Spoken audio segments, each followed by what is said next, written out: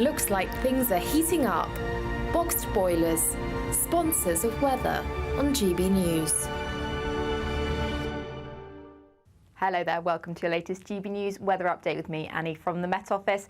It'll be a cloudy and mild day for many of us. We do have some rain warnings in force, as well as we'll see some heavy rain push eastwards across the country through today. But we do have very mild Atlantic air being brought in by this southerly breeze across us through today. The winds are quite light, so in the southeast, ahead of any of the heavier rain, will feel quite pleasant, almost spring-like in any sunshine that does develop this afternoon.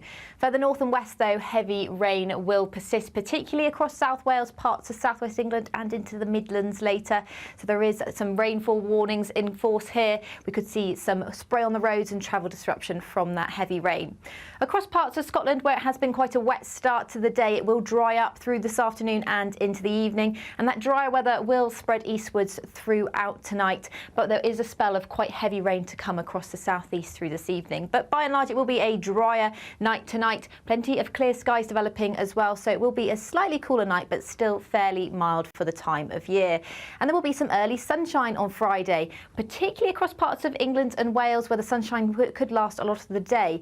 However, there will be slightly thicker cloud further north and west, and that cloud could be thick enough for a few showers, particularly over parts of the Pennines and the hills. But in any sunshine you do see, it will feel quite pleasant once again. Temperatures still above average. We could see highs around 16 degrees on Friday. See you later. That warm feeling inside from Boxed Boilers, sponsors of weather on GB News.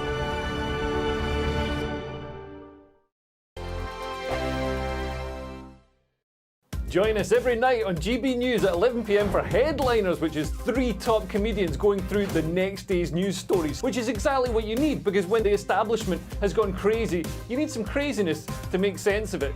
Headliners. You don't have to bother reading the newspaper. We've got it covered for you. Every night at 11 p.m. and repeated every morning at 5 a.m. We won't send you to sleep like some of the other paper review shows out there. So join us 11 p.m. every night on GB News. The People's Channel, Britain's news channel.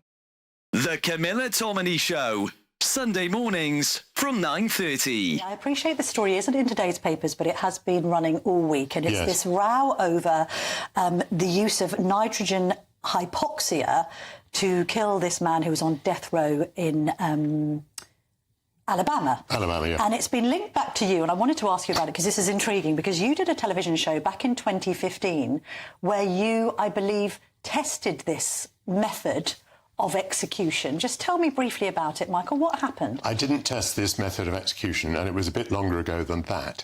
But what I did do was test hypoxia. So I tested various ways in which people are killed in the United States, and asked the question as to whether there was a more humane way of doing it. So I was put into hypoxic situations, for example, into a chamber run by the Netherlands Air Force, which simulated what happens if you're in an aircraft at 30,000 feet and suddenly the windows blow out. And what happened to me was that I was almost instantly rendered incapable.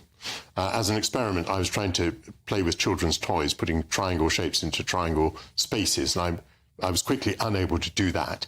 I was asked, what is 9 minus 5? And I said 5. And then the officer who was with me, the Air Force officer who was wearing an oxygen mask, said to me, Michael, put your mask on or you will die. And I was incapable of putting my own mask on. Now, this suggested that hypoxia was very fast acting, and that you had... Obviously, I was in no pain or anything like that. I was just completely unaware. By the way, this is why, if you're on an aircraft and it depressurizes, you must put your own mask on first. But of course, I can't go on and draw conclusions. We did not experiment with nitrogen. But what I can say is it was evident to me that hypoxia renders you incapable almost instantaneously. I think the most exciting bit for me is talking to people. People who I think are ignored often by the major news channels. We're going to give news they want to hear. There's a voice there that needs to be heard. I think there's a chance here for a diversity of opinion to be expressed, which you don't find elsewhere. It's really exciting. We don't hold back. We're free to say how decisions that are taken here affect us all around the country. Only on GB News, the People's Channel, Britain's news channel.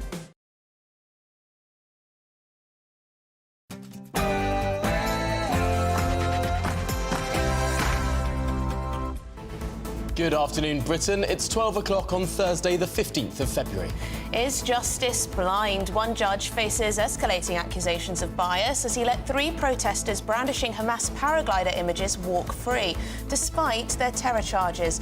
Judge Ikram had recently liked a social media post branding Israel a terrorist. There are calls now for a retrial. Britain in recession.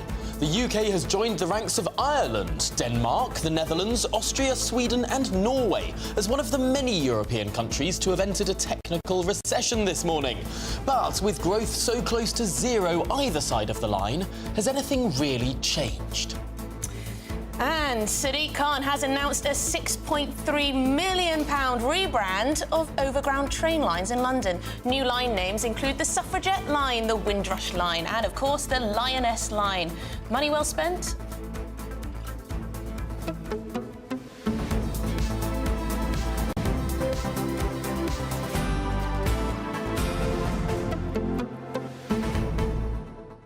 Well, that's what Sadiq Khan wants us to talk about, all those new line names. But let's take a listen to this. I'm only going upon what I've read in the media, so I've not seen the transcripts, but as far as I'm concerned, that sort of language isn't acceptable, and it certainly shouldn't be acceptable in a party like mine that is proud to be both anti-racist but also anti-Semitic. And we'll come back to some of those... beg your pardon, tackling anti-Semitism. Good grief. That's not the gaffe you want to make when there are accusations of anti-Semitism, well, pervading everything when it comes to the Tory Labour party Party have been hot on this. They posted out a clip of it without that clear context that we included here, saying he said the quiet part out loud. Oh dear, well, there you go. Sadiq Khan wants us to talk about the £6.3 million of our money he spent on rebranding the Overground, goodness knows why, and then he makes a gaffe like that. You couldn't make it up, could you, really? No, and I think there's a lot more to say about all of those issues and how, to some extent, they tie together. But we'll be getting to that after your headlines with Tatiana.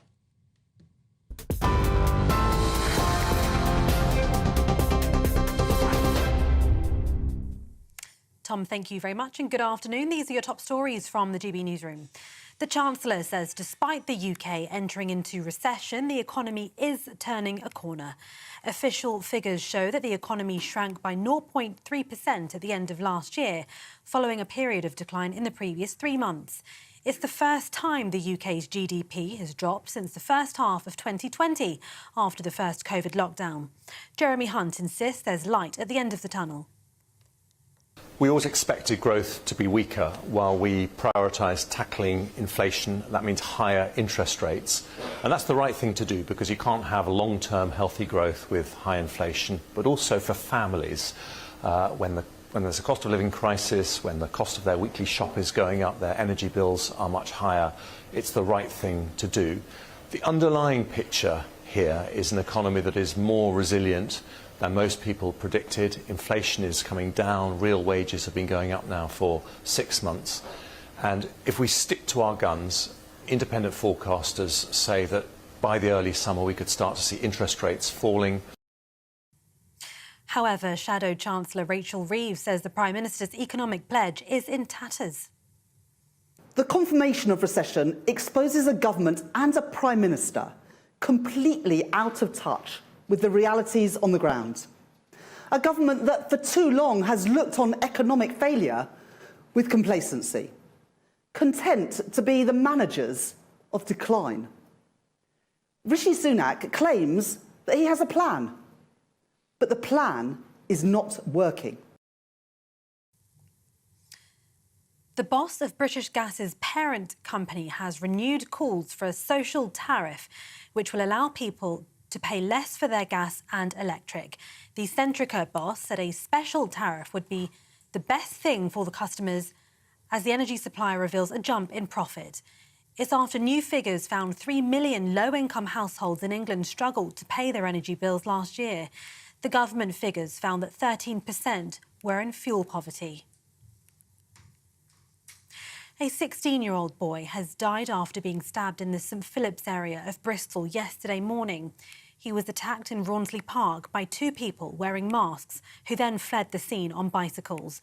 A murder investigation has been launched. This, of course, comes weeks after the deaths of teenagers Mason Wrist and Max Dixon, who were stabbed in the Knoll West area of the city. More than 4,000 anti-Semitic incidents were recorded in the UK last year, an all-time high. The figures more than double the previous all-time high in 2021 and marks a rise of 589% compared to 2022. The soaring figures being put down to the sheer volume which took place following the Hamas attacks of October 7th. The Community Security Trust, a charity which provides protection for British Jews against anti-Semitic attacks, said the explosion in hatred is absolutely disgraceful. Meanwhile, activists have been staging a blockade at a defence company's shipyard in Glasgow in solidarity with Palestinians. More than 100 demonstrators blocked entrances to the BAE Systems site in Govan from the early hours of this morning, calling for an immediate ceasefire in Gaza.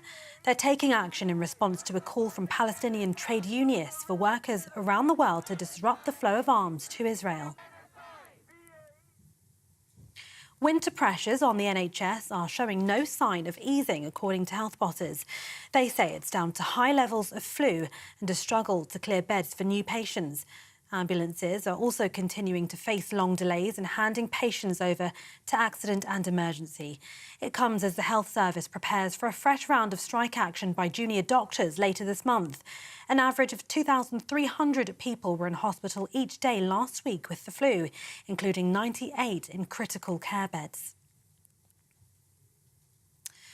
The number of overseas students applying for university places in the UK has risen for a second year running. New data shows over 115,500 students from outside the country applied to start in September. That's up from almost 115,000 last year. However, the number of international applicants remains below the high of just over 116,000 before the COVID pandemic.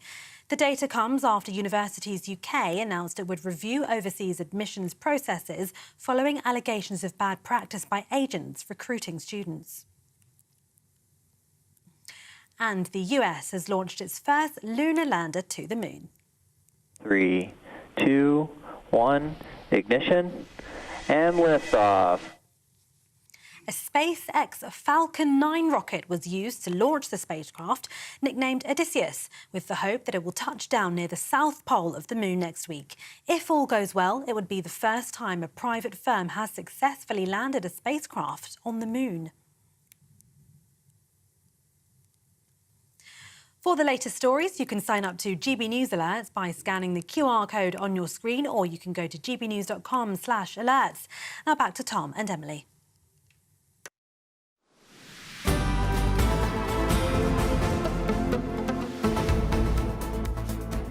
Well, let's touch on the economy to begin. After it was announced this morning that the UK entered a technical recession.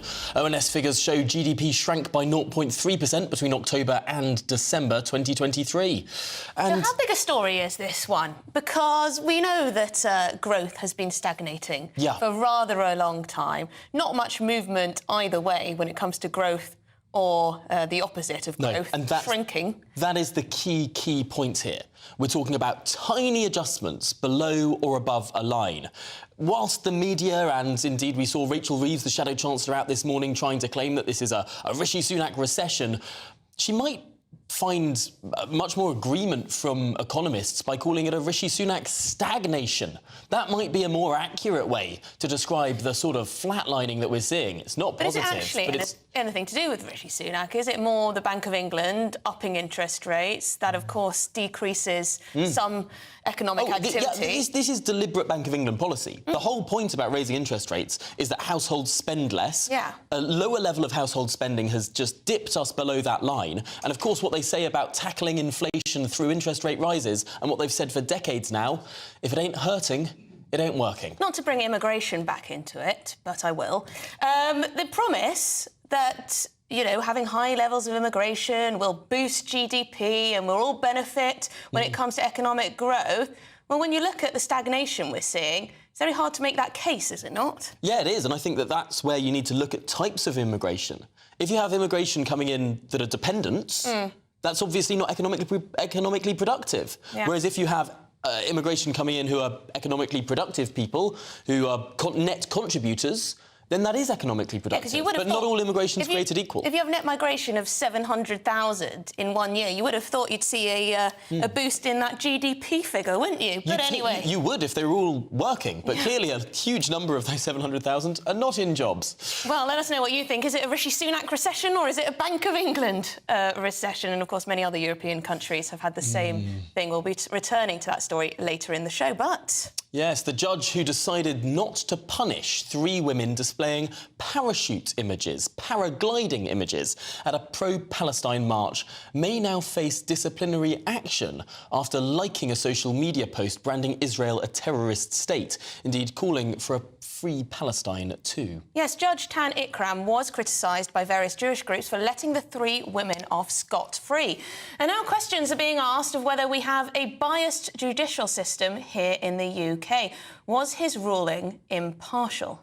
Well, let's bring in our reporter Ray Addison with the very latest. And Ray, what precisely happened in this case? Well, this was the case of 3 women, Heba Al-Hayek, Pauline Ankunda and Nomutu Teo, who had all attended a pro-Palestine rally 7 days after that horrific attack by Hamas on Israel. Now, the women had on or about their person images of what were described as paragliders, but what the defence argued in court were actually parachutes. 2 of the women had them sellotaped to their backs, and the 3rd woman had it on a placard. Now, the prosecution, their case, they needed to prove that by displaying that article, it would arouse reasonable suspicion in the reasonable person that they were supporters of a banned organisation, in this case, Hamas. And obviously, in this case, the judge found that there was, the reasonable person would have assumed that those images were of Hamas. And that is where it gets very, very interesting, Ray, because this is, yes, these 3 individuals were found to have breached that anti-terror law. They were found to have been displaying images in support of Hamas, who, of course, famously paraglided into that music festival and shooting from the sky murdered innocent civilians in Israel. But then there came the sentencing. And many people raised an eyebrow that there was almost sort of no punishment beyond a criminal record here. Well, it's interesting because in finding that the reasonable person may have believed that those images were representation of support for Hamas or a banned organisation, it didn't necessarily mean, and it didn't have to be proven, that the women thought that those images or wanted those images to represent Hamas. So it's a kind of a weird element within the law. You could arguably go wearing something which somebody thought was a declaration of support without it actually ever having been your intention to support them. So Mr. Ikram, in his summation, said that he decided not to punish the women. He said also that emotions ran very high on this issue. So they got no prison time, but they did get 12-month conditional discharges, and 2 of the women received small fines. Now, Ray, the former Home Secretary has called for a review of this ruling, and this is, of course, after it was revealed that the judge in question had liked social media that had likened Israel, well, called Israel a terrorist, and also Free Palestine. The suggestion is that he was impartial when it came to this, and that it needs to be escalated higher and someone else needs to make a decision. Well, I think we need to be really clear. The Judicial Press Office has told us and other outlets that the judge has said that he didn't realise that he'd liked it. He certainly hadn't liked it on purpose. So that's the line that we're hearing there. So by the sounds of it, this is being presented as an accident. We have heard, as you said, from former Home Secretary Suella Braverman. She described this as utterly shocking. To quote her tweet, that a member of the judiciary may have behaved in this way, especially, she says, with anti-Semitism risen at an all-time high. Judges must be impartial and beyond reproach. She's calling for the sentence now to be reviewed. The campaign against anti-Semitism as well is calling for various judicial organisations to look into this and potentially review this case as well. But Judge Ikram being clear through the Judicial Press Office that he did not intentionally like that post. No, it's a classic line. Often we hear that from politicians who found to like things, but judges is a new one. Ray Addison, thank you very much for bringing us the very latest. Yes, and I read that he's removed his LinkedIn account, deleted it or suspended it for now. That's very often what very innocent people do. Let's bring in the lawyer and legal affairs commentator Joshua Rosenberg, KC. Thank you so much for joining us here.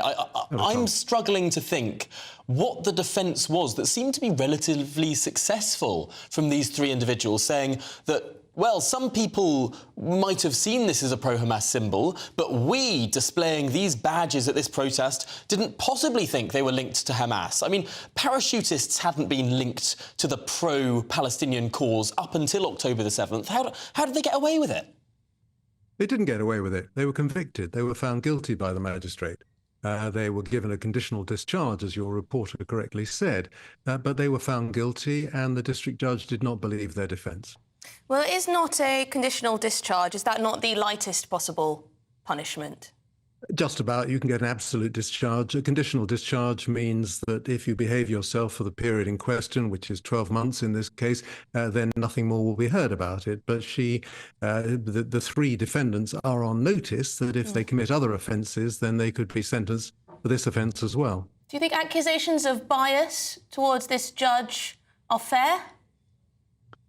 Well, that's a very difficult question. If you look at the advice to judges, it is that participation in any public debate on any topic may risk undermining public perception in the impartiality of the judiciary. In other words, it doesn't matter whether you intended to favour one side or another in a public debate. Simply taking part in it will risk issues of bias or prejudgment in future cases, as the guidance puts it. And judges are told they must always be circumspect before taking part in public debate. So clearly, if judges are on social media, and some are, often under pseudonyms, they certainly shouldn't say anything on social media, and that includes liking other people's comments, which might give rise to a perception of bias. So here's the interesting point. It almost doesn't matter if this judge did or did not deliberately like the post. The fact is that he did. And the fact is that there is now a huge amount of questioning, really, over his impartiality or otherwise. And it's the perception here that perhaps matters more than the fact. I think that's absolutely right. We know that a complaint has been made to a body called the Judicial Conduct Investigations Office. That's an office which acts on behalf of senior judges to deal with complaints about not a judge's sentence or the decisions that judges take in court, but the judge's conduct. And it's clear from the publication made by this office that it can investigate misusing social media, including content that could damage public confidence in judicial impartiality. So it's clearly something that the office will investigate. There will be a senior judge who will look at this, perhaps speak to Judge Ikram, ask him whether he was deliberate, whether he was, as he said through this statement you've reported, acting unintentionally, and then decide whether any advice or even a reprimand is due to Judge Ikram. Just lastly, Joshua, there were, of course, accusations of potential bias or people questioning why he was lenient on these three women because of previous cases where he's ruled in a much harsher way. For example, he jailed a police constable for 20 weeks for sharing racist WhatsApp memes mocking George Floyd. To some people, that would seem very harsh. And then I know you say these three women have been convicted. Of course they have, but they have been let off with very minimal punishment. It's difficult to say what the appropriate punishment is in these circumstances. After all, Judge Ikram found no evidence that the defendants were seeking to show support for Hamas. They did what they did, and this is an offence. It's a fairly new offence in the sense that people are not completely aware of it. Sometimes it's appropriate the first time an offence is charged or the first time in a high-profile case not to give somebody too severe a sentence. It could have been a heavier fine, of course. I don't think that people really want the prisons to be full of people who take part in demonstrations such as this. It's very difficult to say that this was the wrong sentence. Maybe in a future case, a heavier sentence will be passed. Yeah, I think the thing is people just want to know that it's consistent, fair and unbiased. Thank you very much. But also, I think people are baffled that the judge didn't find that there was any seeking to show support for Hamas. I mean, that's something he heard the evidence. We didn't, and people can obviously argue about it, but that's what the judge said. Well, Joshua Rosenberg, KC, thank you very much for your expert analysis here. Really appreciate it. Yes, interesting. I'm not convinced. I just find it utterly baffling. I would like to sort of read what the full judgment is, because the act of parachuting or paragliding had, until October the 7th, not been associated in any way, shape or form with the pro-Palestinian movement. Not a single march did someone wave a banner showing a parachutist or a paraglider. Only after that awful massacre where gunmen parachuted and paraglided into civilian areas and slaughtered innocent civilians partying at a music festival. Only at that point did this image get associated with the Israel-Palestine conflict. And I do think it's important to look how he has treated cases previously and been far harsher when it comes to sentencing for other things, like that police constable I mentioned who was mocking George Floyd in private WhatsApp messages. So, you know, whether these judges are always impartial, good question. We'll be picking up on this much more in the show, but let us know what you think, because coming up, a GB News exclusive on the explosion of high street shops being exploited by criminals to launder money and employ illegal immigrants. This is Good Afternoon Britain on GB News.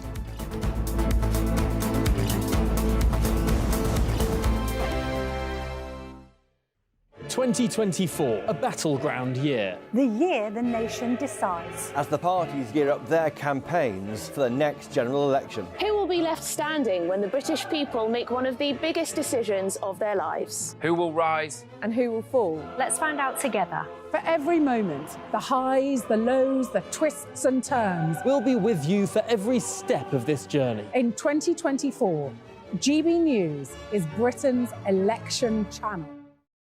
Good afternoon, Britain. Weekdays from midday. Francis, Just Stop Oil have in the past broken the law. I remember distinctly the Dartford crossing. That ended up with 2 jailed, I believe, if I remember correctly. Is it ever justified in your view? Yeah, thanks so much for having me on. I mean, I would have to say yes. I mean, we're trying to preserve my life, your lives, the lives of your family, and it's not just the planet that we're trying to protect, it's the lives of millions of people.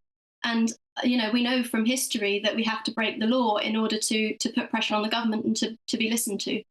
No one would doubt your sincerity in your views. You genuinely believe in what you fight for. But there are others who think differently. For example, there are Islamist extremists who believe that people will go to hell unless they convert to Islam. They will sincerely, perhaps, break the law in order to force people to convert. In their view, they might be saving people's lives for eternity. There might be abortion activists who say that babies are being murdered and to save their lives we need to break the law to stop people having abortions. Why do you get to say that your moral conviction is the one that's right and other people's individual moral conviction are those that are wrong? So what's really integral to the Just Stop Oil campaign is the fact that it is a non-violent campaign. That's what separates us from the examples that you've just given. We're absolutely dedicated non-violence, both as a tactic and as a principle. So though we might be breaking the law... If individuals take it upon themselves to break the law for whatever their course is, surely the way that we decide what society wants in general is democratic and within the law. Well, of course, we know also that protest is absolutely integral to maintaining and upholding a democracy, and in particular, non-violent protest. I mean, I really can't express to you how severe this situation is, and I'm sure you know this. I'm Michelle Dewberry, and I'm not here to tell you what to think. I'd much rather hear what you have to say. So, send in your opinions to gbviews@gbnews.com. Keep them clean, and you never know, I might read them out. With my panel here on Jubes & Co, we debate, we get stuck into the issues of the day on a show where all views are welcome, especially yours. GB News, the People's Channel, Britain's news channel.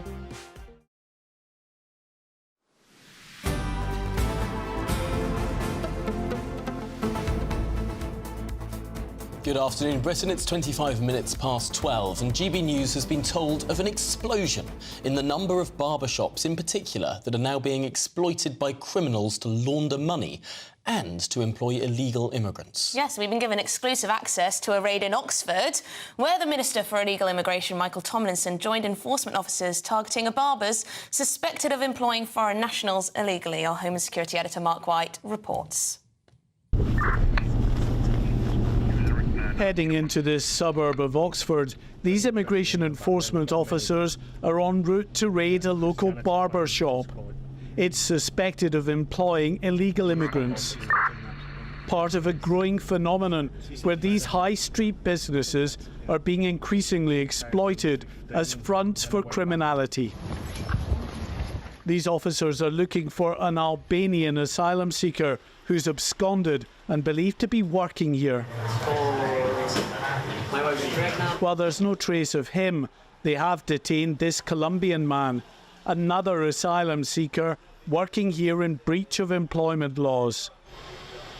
As officers continue to search this business, the Albanian owner arrived.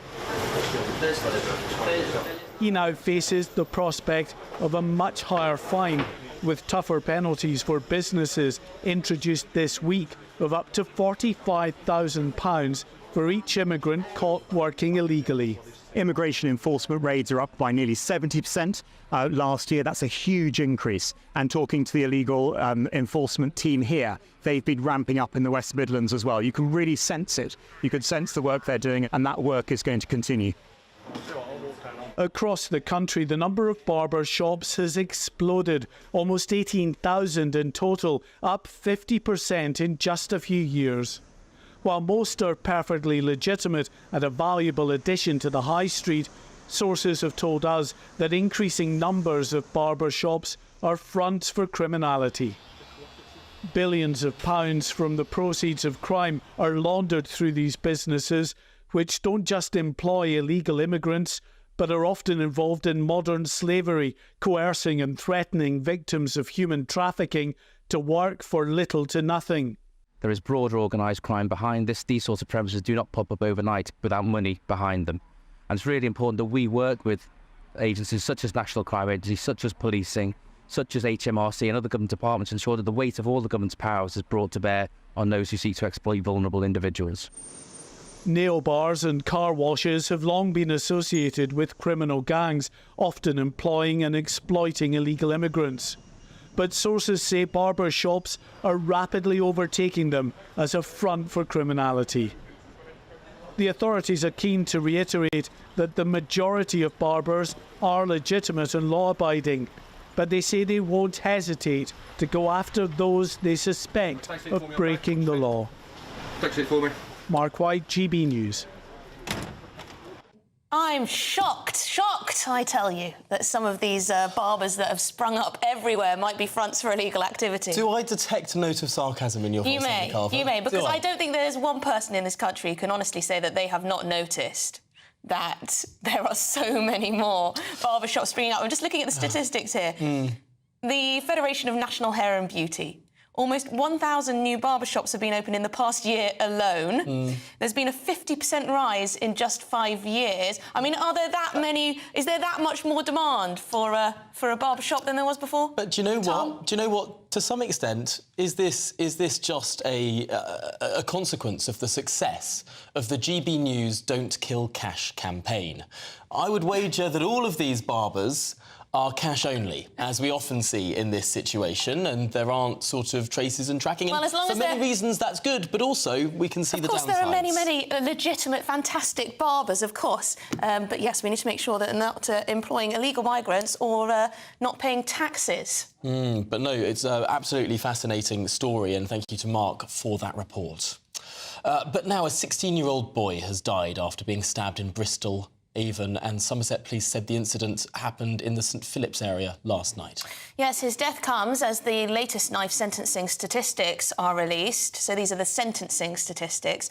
They show a 17% increase in the number of knife offences over the last decade. Joining us now in the studio is our reporter, Charlie Peters.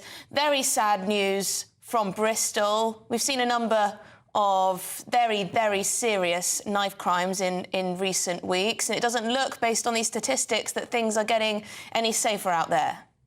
Well, that 17% rise over the last decade of knife offences relates to possession of blades or offensive weapons. And it comes, as you say, Emily, after a 16-year-old boy was confirmed to have been killed last night in Bristol.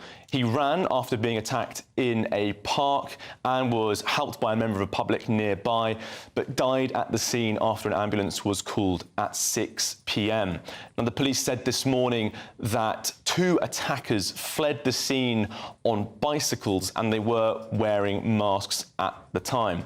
So with this information coming in from Bristol of another killing, remember there were 2 teenagers killed just 2 weeks ago, Avon and Somerset police said they were launching a new proactive and high-profile campaign to clamp down on knife crime. But the statistics released this morning show more information about the trends over the last year to September 2023, but also the last decade. Now, 31% of those dealt with under those increase in crimes do receive a custodial sentence, according to the ONS, and that is a decrease. However, what kind of custodial sentence are they getting? Well, the ONS also revealed today that it's an average 7.8 months for a custodial sentence for the possession of a blade or offensive weapon. That's a rise from 7.5 months from the previous year and a rise from 7.2 months from 2017. We've also learned that the number of first-time offenders was 69%. That's a decrease in 6 percentage points from the previous year, which could lead some to say the number of first-time offenders is declining, so more repeat offenders for the possession of blades. So is that 7.8 months enough? The maximum sentence for the possession of a knife is 4 years. Well, Charlie, thank you very much for bringing us that. And it does get back to, we were talking about this yesterday, we were talking about it before, the number of people who re-offend. The small proportion of people who do a large proportion of the crime. Yeah. Just that section of wrong-uns in society. 69% still first-time offenders, though. But down. Not a good sign, is it? It is dropping. But also, and we were talking about this, last week, maybe the week before, whether there should be mandatory jail time for carrying a knife. You know, total zero tolerance approach. If you're carrying a knife, don't care why. What about the Boy Scouts? To jail. What about the Boy Scouts? I carried a knife when I went out hunting. Not hunting, no, camping. Not the Boy Scouts, but the zombie knife carriers. Yeah, I think urban areas versus... I think there is an urban-rural divide. Oh, well, then you get into all sorts of problems, don't you? You know... What counts as an urban area? We don't want to discriminate against, an urban area. Well, you can discriminate against a metropolitan area, shall we call it that? Yeah, well, there you go. Let us know what you think, gbviews@gbnews.com. But coming up... Speaking of metropolitan areas... Go on. London Underground. It's been given a makeover by none other than Sadiq Khan. Yes, new lines include the Lioness line, the Suffragette line and the Windrush line. You know, when I read this, it just made me fume. We'll tell you why after the break. This is Good Afternoon Britain on GB News.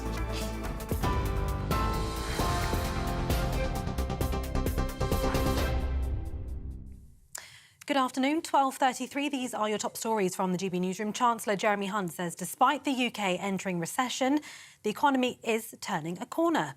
Official figures show the economy shrank by 0.3% at the end of last year, following a period of decline in the previous 3 months. It's the first time the UK's GDP has dropped since the first half of 2020, after the first COVID lockdown. Shadow Chancellor Rachel Reeves says the Prime Minister is completely out of touch with the realities on the ground, adding his economic pledge is in tatters.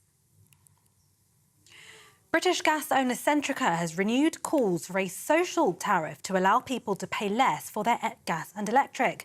It comes as new data reveals British Gas benefited last year from being able to claw back money lost during the energy crisis. This comes as new figures released today show 3 million low-income households in England struggled to pay their energy bills last year. Government figures found that 13% were in fuel poverty, largely unchanged from the year before. Winter pressures on the NHS are showing no sign of easing, according to health bosses.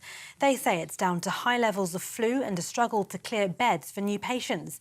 It comes as the health service prepares for a fresh round of strike action by junior doctors later this month.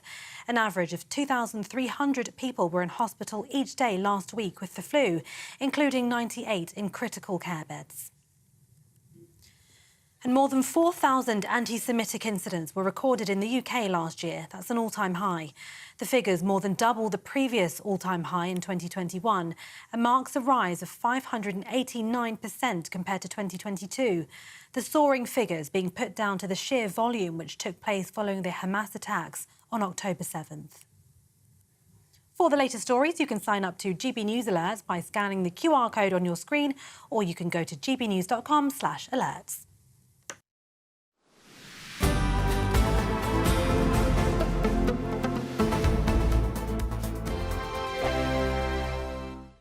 In the GB Newsroom, we bring you the news as it happens. With our team of dedicated journalists across the UK, we're ready to give you accurate reporting every day.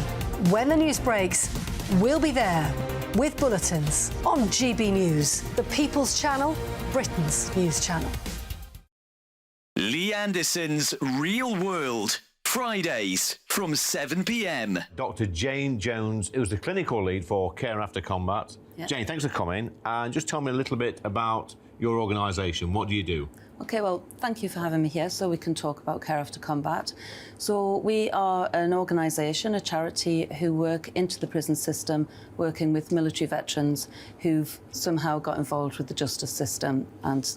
So there's quite a high population of ex-servicemen and women in our prisons. Why is that, do you think? So 2014, the government did a review of who was resident in UK prisons, and what they found were that military veterans are the highest occupational group, and this obviously raises some concerns. Yeah. So the government wanted to do something about that, and so they supported Care After Combat initially just as a scoping exercise, really, to see if there was any way we could help these men and women actually, understand the problems that led to offending behaviour and go on to lead successful lives. So what sort of offending behaviour are we talking typically for people that's in prison that's actually served in our armed forces? Primarily, it's violence. Yeah. So that is the highest offence that we work with. Okay. But of course, the military, as with everybody else, it's the full range of offending behaviour. OK, so we're in a pub, Jane, Dr. Jane, and I guess for some people, the odd tip of alcohol is good, a bit of fun of a weekend, relax, let your hair down. But for some people, alcohol is not always their best friend, and I guess that plays a part in some of your veterans that end up inside. Yeah. Absolutely. So, speaking from my own experience, a good 2/3 of the people I work with have some kind of mental health problem or mental health difficulty, struggling to either adapt into civilian life or with some of the traumas they've experienced during service. People might self-medicate with alcohol to manage some of those thoughts and feelings. Yeah. Your weekend starts here with Friday Night Live with me, Mark Dolan, 8 till 9 on GB News. Big stories, big guests and big laughs as we get you ready for a cracking weekend. That's Friday Night Live with Mark Dolan. Fridays 8 till 9 on GB News. Bring your own drinks. The admission's free. Have a great Saturday night with me, Leo Curse, on the Saturday Night Showdown.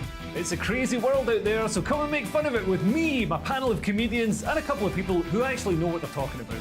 The Saturday Night Showdown is your front row ticket to the clown show every Saturday, only on GB News, the People's Channel, Britain's news channel.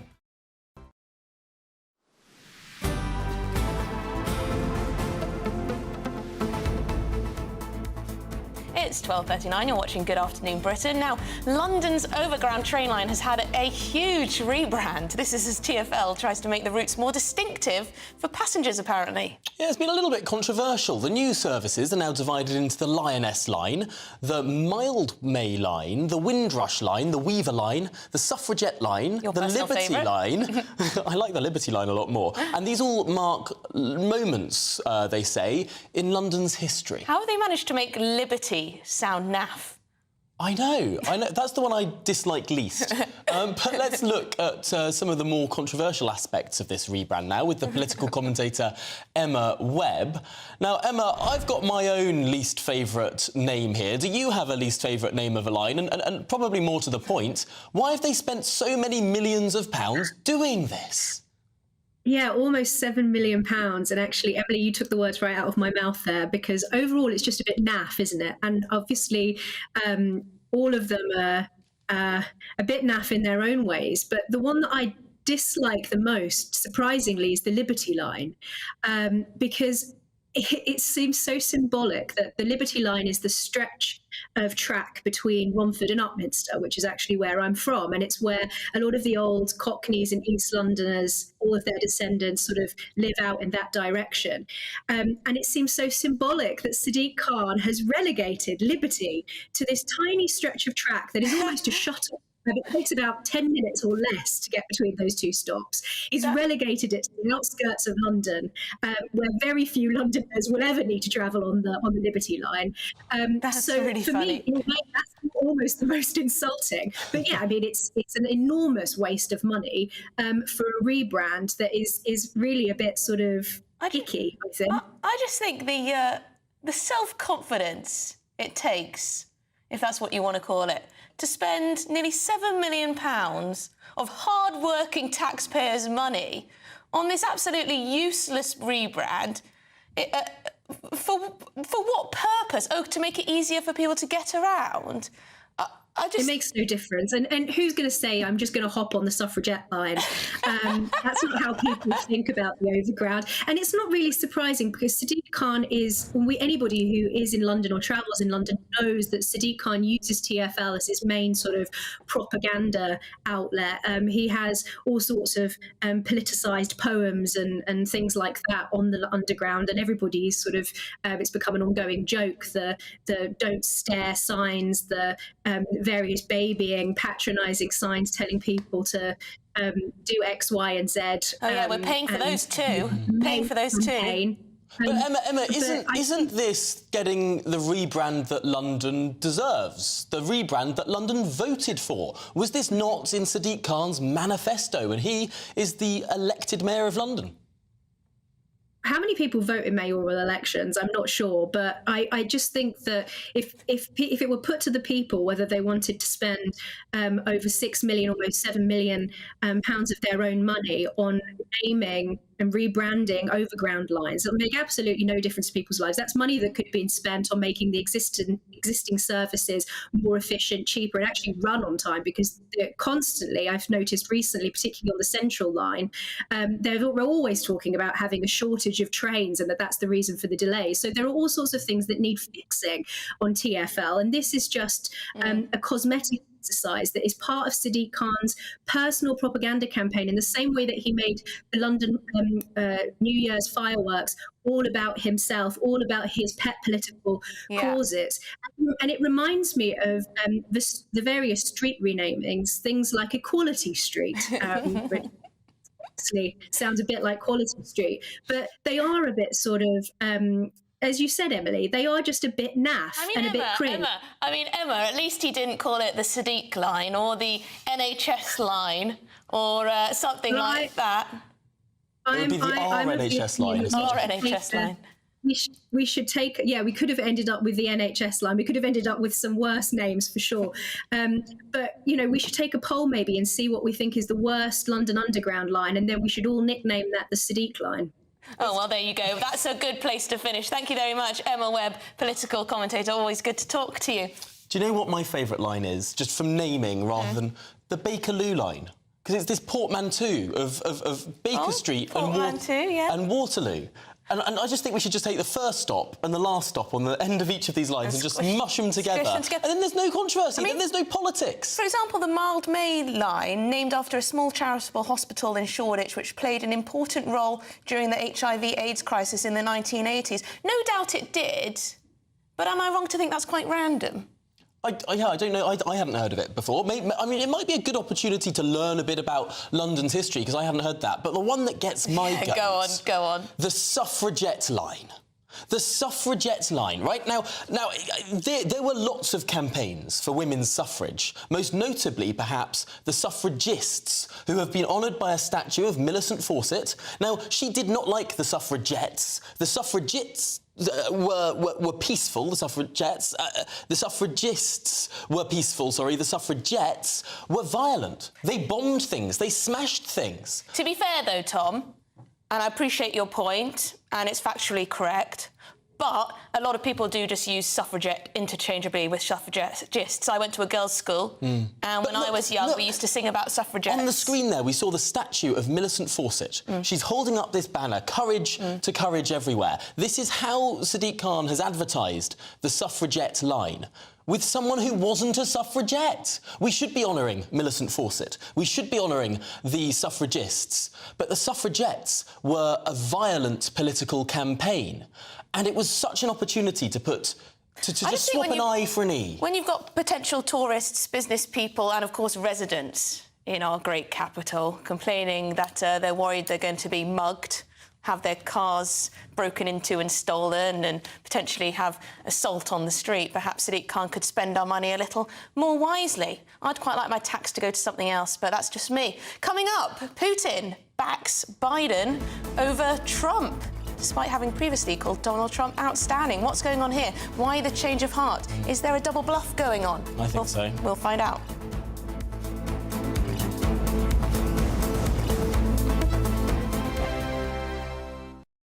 Now then, Lee Anderson here. Join me on GB News on my show, The Real World, every Friday at 7 p.m. I'm not eating bloody cat. Are you delicious? mental? Open your mouth. OK, here comes a train. Reminds me of the scene in Singing in the Rain. Adam, is that a good one? Whoa! Join me at 7 on GB News, Britain's news channel. GB News Breakfast. Every day from 6 a.m. Marnie says being sexy in business is entirely possible and maybe even better. Well, Marnie, this is something I say is true. I've had to live with this for quite a long time, and I think you can do both. Like, tell me, it's lovely to see you first of all. Thank you for having me. In all your gorgeousness. And you're telling me that often is regarded as something derogatory or something to hold you back. Is that right? It's just this really unfair thing, this really unfair narrative that women can't do both. Even men can do it. As you know, Eamon, you can do it. You can do it all. And I just think, women are so multifaceted. They can be mothers, they can be sexy, they can be businesswomen, they can be silly, they can be all these different dimensions.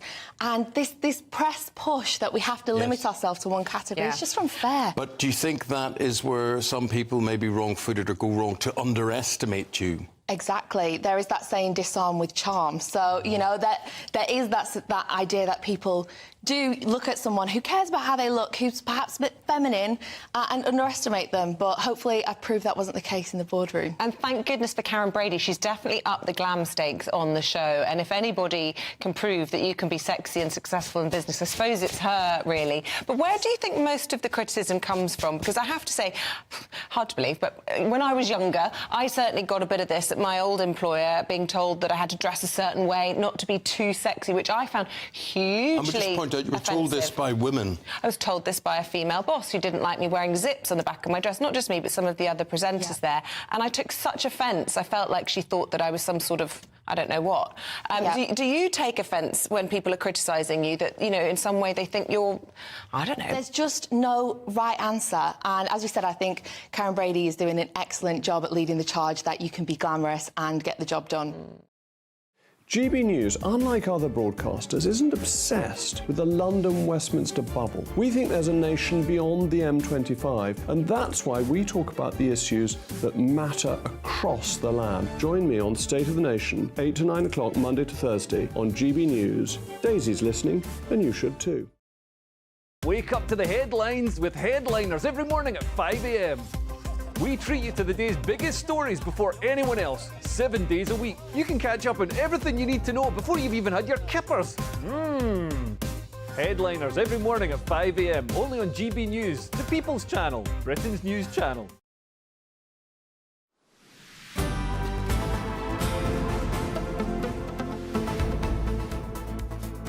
Well, it's 12:49 in the afternoon, and Vladimir Putin has endorsed Joe Biden for the upcoming US presidential election, saying he's more experienced and predictable than Donald Trump. Yeah, speaking to his state-run news network, as they all are in Russia, the Russian president also claimed that his government would be prepared to work with whoever won the election as long as they gain the trust of the American public. Well, joining us now is the Professor of International Politics at the University of Birmingham, David Dunn. Well, I guess the first question is, why do you think Vladimir Putin has said this, endorsed Biden? I think what we're seeing here is Putin piling on to all the criticisms of Biden's infirmity and memory loss. What he's suggesting is that he would rather deal with somebody who is mentally challenged. So given the coverage of Biden in that regard, Putin is hinting that that's the case. But he's also, of course, damning Biden with false praise by saying he's predictable, he's an old-school politician, he's more experienced. What he's doing is identifying the things that Trump supporters hate. Many people like the idea of Donald Trump presidency, like the idea that he is difficult to judge, he is unpredictable. And therefore, what Putin is doing is trying to effectively endorse Trump's candidacy by suggesting that he would prefer Biden. But of course, that's entirely the opposite of what he really thinks, because a Trump presidency, in fact, the Trump candidacy, has been hugely beneficial to Vladimir Putin. The fact that Ukrainians are running out of ammunition right now is due to Donald Trump's efforts to derail the passage of Ukrainian aid being passed through the House of Representatives. Trump has given encouragement to Putin. Putin just needs to hold on until next November, or indeed next January when he takes over, if he should win. And under those circumstances, the American support for Ukraine would disappear entirely. So the idea that Putin would actually prefer Biden is just clearly a lie. It's interesting how he almost hits all of those talking points. This has obviously been sort of prepared. He's been looking at what political scientists like you look at every single day. But do you think this will actually have an impact one way or the other, or will the American public be wise to it? Well, the American public are not necessarily a very sophisticated electorate when it comes to questions of what's in the wider news. Most of them get their news locally. It's not really international. Well, if you look at Voxbox on things, when on any question, you find that the level of understanding of many issues is fairly limited. And therefore, how this plays depends on which media outlets they watch. And most of them, it probably passed them by. But for a certain constituency, it will be seen as endorsing, say, Biden with false praise. And in that respect, it will be seen as supporting, reinforcing their idea that Biden is seen as a pushover.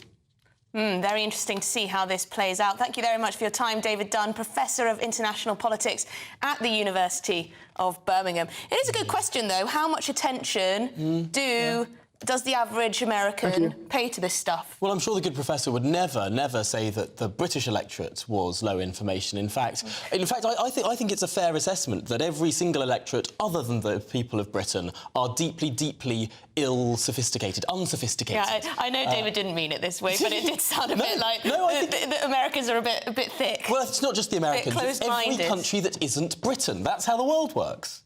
Well, that's a bit. What's the word? Arrogant, perhaps? Not at all, not at all. I mean, I tend to agree. But this is GB News, so there you go. Yeah, with our apologies to our friends at GBN America. But yeah, it's quite interesting to think why Vladimir Putin would have said that, made that so clear, and particularly why at this stage. Well, it's all the classic Russian thing, isn't it? He just wants to muddy the waters. He wants to throw as many things out, so there are lots of different versions of what is the narrative truth. And if the waters are muddied, it's much more easy to sort of push one agenda or get a subtle message through that muddy water. Well, let us know what you think at home, gbviews@gbnews.com. Also, why not let us know what you'd like to name an overground line or indeed a railway line. The Emily Carver line. Near you. The Emily Carver line has a good ring to it. The Carver line, Harwood line, not so good, I don't think. Anyway, coming up, we'll be speaking to the government's advisor on anti-Semitism. That's because there's been an absolutely dramatic rise in hate incidents against British Jews. Why is that? This is Good Afternoon Britain on GB News. We're, of course, Britain's news channel.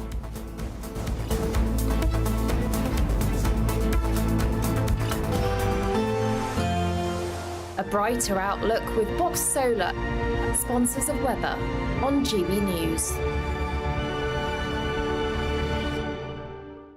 Hello there, welcome to your latest GB News weather update with me, Annie, from the Met Office. It'll be a cloudy and mild day for many of us. We do have some rain warnings in force, as well as we'll see some heavy rain push eastwards across the country through today. But we do have very mild Atlantic air being brought in by this southerly breeze across us through today. The winds are quite light, so in the southeast, ahead of any of the heavier rain, will feel quite pleasant, almost spring-like in any sunshine that does develop this afternoon. Further north and west, though, heavy rain will persist, particularly across South Wales, parts of southwest England and into the Midlands later. So there is some rainfall warnings in force here. We could see some spray on the roads and travel disruption from that heavy rain. Across parts of Scotland, where it has been quite a wet start to the day, it will dry up through this afternoon and into the evening, and that drier weather will spread eastwards throughout tonight. But there is a spell of quite heavy rain to come across the southeast through this evening. But by and large, it will be a drier night tonight. Plenty of clear skies developing as well, so it will be a slightly cooler night, but still fairly mild for the time of year.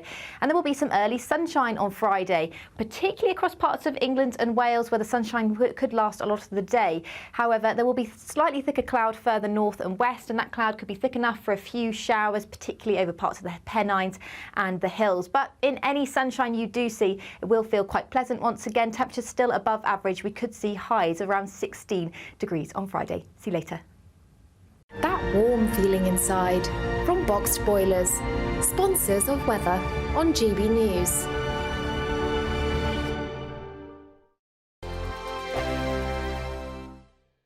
Good afternoon, Britain. Good afternoon, Britain. Join us, Tom and Emily, To find out what's happening in the heart of Westminster. and why it matters to you. Weekdays from midday, we bring you the most compelling stories from across the United Kingdom. And from your doorstep to our inbox. That's right, we want to hear from you. GB News, Britain's news channel. When the news happens, it happens here. And really important breaking news. Breaking news this morning. On TV, radio and online, the news starts here on Britain's Newsroom. All the biggest stories and the answers that you need from across the UK and beyond. Join Britain's Newsroom from 9:30 on GB News. The People's Channel, Britain's news channel. Patrick Christie's Tonight. Weekdays from 9 p.m. We have let Islamist extremism into Britain, we've let it fester, and now we've let it win. Our absolutely spineless surrender merchant political top brass are rolling over while government ministers wear stab vests and quit their jobs in fear. Veteran Tory Minister Mike Freer has had death threats from Islamists, as well as an alleged arson attack on his office. The motive there has still not been established. He's standing down because he doesn't want to die. I cannot emphasise how important this is. A minister of the government is quitting his job because he doesn't want to be killed by a lunatic jihadi. And our Prime Minister has said absolutely nothing. Nothing. A spokesman for Rishi Sunak said he was saddened. Is that it? Our Prime Minister should have been out on the steps of Downing Street saying that we will not be intimidated. We will not let this continue. Enough is enough. What does he do instead? He tweets about XL bullies. Yeah, fantastic. Where's Keir Starmer on this? Well, he's conducting focus groups on how to get the Muslim vote back, so he's hardly going to come out all guns blazing, is he? Ed Davey? Well, there's no way a Liberal Democrat leader would come out and admit that his ideology has helped turn Britain into a poster nation for multicultural failure.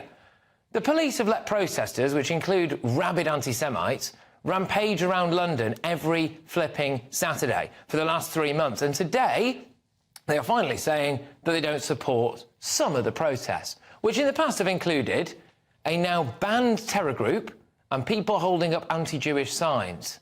They're saying, please don't march down Whitehall. All right, but will you do anything to stop them if they ignore you? I doubt it. I honestly cannot believe that we have sunk to the level where a serving minister stands down because of threats from extremists and our Prime Minister just doesn't feel the need to address it. Wake up to the headlines with Headliners every morning at 5 a.m. We treat you to the day's biggest stories before anyone else, 7 days a week. You can catch up on everything you need to know before you've even had your kippers. Headliners every morning at 5 a.m. only on GB News, the People's Channel, Britain's news channel.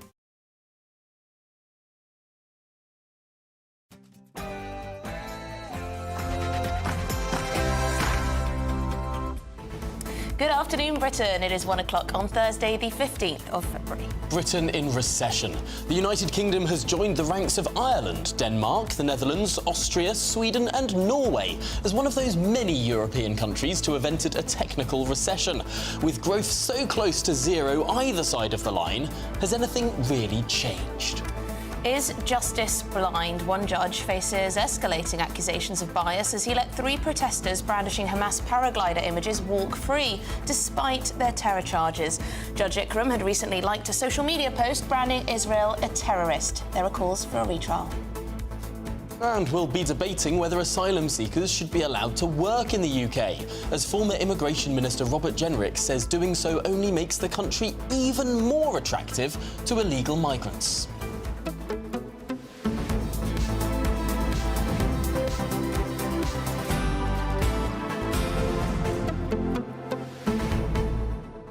It's an interesting one, this debate on whether asylum seekers should be allowed to work while their claims are being processed, because some people who think about these things only in terms of, you know, the economics think, well, yes, we'll be saving money if we put them to work. If you think about it in terms of the pull factor and also in terms of the fairness of actually legally applying for a visa, then it gets a bit more complicated, Emily, doesn't it? what do you think is a bigger pull factor?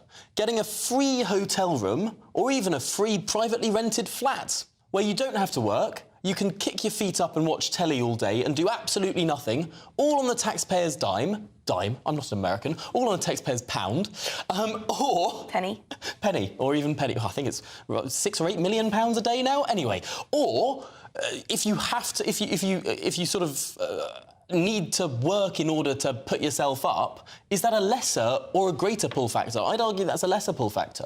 No, I don't even think we should. I think that's a silly question to ask, because the whole point is that the government needs to control our borders. They're not doing it properly. And so you can't just, because things are expensive at the moment, say, OK, we'll just let anyone who comes over work before they've even had their refugee status process. I mean, ultimately, so perhaps you're wrong on this, but we're going to debate this at 1:20. Perhaps what we could both agree with on this is that if it didn't take 2 years to process the claims, this wouldn't even be a question. Yeah, but if they were processed in a week, I want they them to be done wouldn't have time properly, though, too. So there is that. Let us know. gbviews@gbnews.com. Should asylum seekers be allowed to work in the UK while their claims are being processed?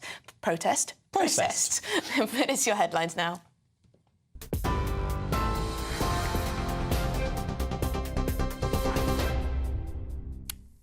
Emily, thank you and good afternoon. Your top stories from the GB Newsroom. The Chancellor says despite the UK entering a recession, the economy is turning a corner. Official figures show the economy shrank by 0.3% at the end of last year, following a period of decline in the previous 3 months. It's the first time the UK's GDP has dropped since the first half of 2020 after the first COVID lockdown. Jeremy Hunt insists there's light at the end of the tunnel. We always expected growth to be weaker while we prioritised tackling inflation. That means higher interest rates. And that's the right thing to do because you can't have long-term healthy growth with high inflation, but also for families when there's a cost of living crisis, when the cost of their weekly shop is going up, their energy bills are much higher, it's the right thing to do. The underlying picture here is an economy that is more resilient than most people predicted. Inflation is coming down, real wages have been going up now for 6 months. And if we stick to our guns, independent forecasters say that by the early summer we could start to see interest rates falling. However, Shadow Chancellor Rachel Reeves says the Prime Minister's economic pledge is in tatters. The confirmation of recession exposes a government and a Prime Minister completely out of touch with the realities on the ground. A government that for too long has looked on economic failure with complacency, content to be the managers of decline. Rishi Sunak claims that he has a plan, but the plan is not working. British gas owner Centrica has renewed calls for a social tariff to allow people to pay less for their gas and electricity. It comes as new data reveals British Gas benefited last year from being able to claw back money lost during the energy crisis. This comes as new figures released today show 3 million low-income households in England struggled to pay their energy bills last year. Government figures found that 13% were in fuel poverty, largely unchanged from the year before. Voters are casting their ballots in Wellingborough and Kingswood. The public have until 10 o'clock this evening to choose their replacement MPs following the departures of Chris Skidmore and Peter Bone. A 16-year-old boy has died after being stabbed in the St Philip's area of Bristol yesterday evening. He was attacked in Rawnsley Park by two people wearing masks who then fled the scene on bicycles. A murder investigation has been launched. It comes weeks after the deaths of teenagers Mason Rist and Max Dixon, who were stabbed in the Knoll West area of the city. A judge is facing criticism after liking a pro-Palestine social media post. Judge Tan Ikram spared jail for 3 women who displayed images of paragliders at a protest just a week after Hamas used paragliders to enter and attack Israel in October. He was found to like posts which said "Free Palestine" and that branded Israel a terrorist. Judge Ikram told GB News that he didn't know that he liked the post and that if he did, it was a genuine mistake. The Foreign Secretary has repeated calls for the US to pass a bill including support for Ukraine. His comments come as the number of visa holders arriving into the UK, having fled the war in Ukraine, topped 200,000. The bill has passed through the Senate, but faces an uncertain future in the House of Representatives, where hardline Republicans aligned with the presidential frontrunner Donald Trump opposed the legislation. During a visit to Poland today, Lord Cameron said the Congress vote was crucial to helping Ukraine succeed in the war against Russia. We applaud what the EU's already done for Ukraine, but because of their strength and power in the world, we really do want to see Congress pass that money to support Ukraine economically, but crucially militarily in the months ahead. We saw yet again yesterday in the Black Sea the huge success that Ukraine is having against Putin's Russia. And winter pressures on the NHS are showing no sign of easing, according to health bosses. They say it's down to high levels of flu and struggle to clear beds for new patients. This comes as the health service prepares for a fresh round of strikes by junior doctors later this month. An average of 2,300 people were in hospital each day last week with the flu, including 98 in critical care beds. For the latest stories, sign up to GB News Alerts by scanning the QR code on your screen or go to gbnews.com/alerts. Now back to Tom and Emily.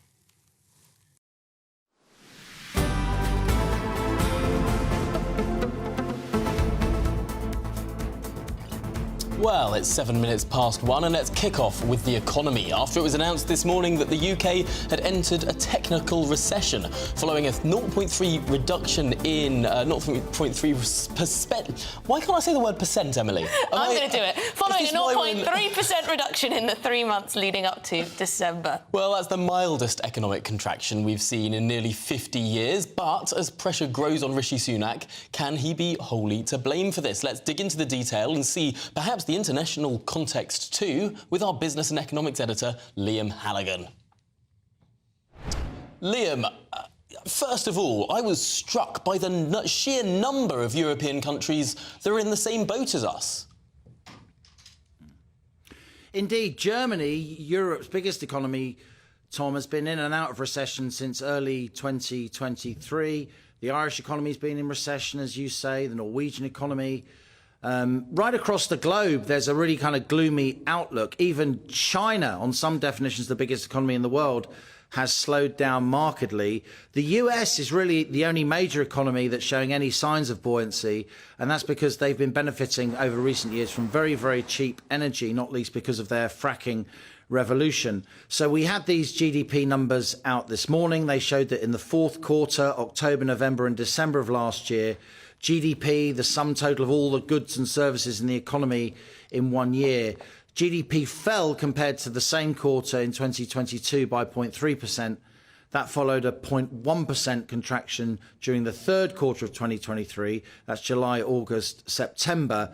2 successive quarters of economic contraction. That is a technical recession. But it's a very shallow and a very short technical recession because almost nobody thinks that the economy is contracting now. A lot of the survey data shows there's signs of life, in not just in our manufacturing sector, order books are growing, but also in our services sector, which is 70 or 80% of the economy. Look, earlier I spoke with the Chancellor, Jeremy Hunt, and he said that his plan, the Prime Minister's plan to get the economy back on track is working. This is what he said. We always expected growth to be weaker while we prioritise tackling inflation. That means higher interest rates. And that's the right thing to do because you can't have long-term healthy growth with high inflation, but also for families when there's a cost of living crisis, when the cost of their weekly shop is going up, their energy bills are much higher.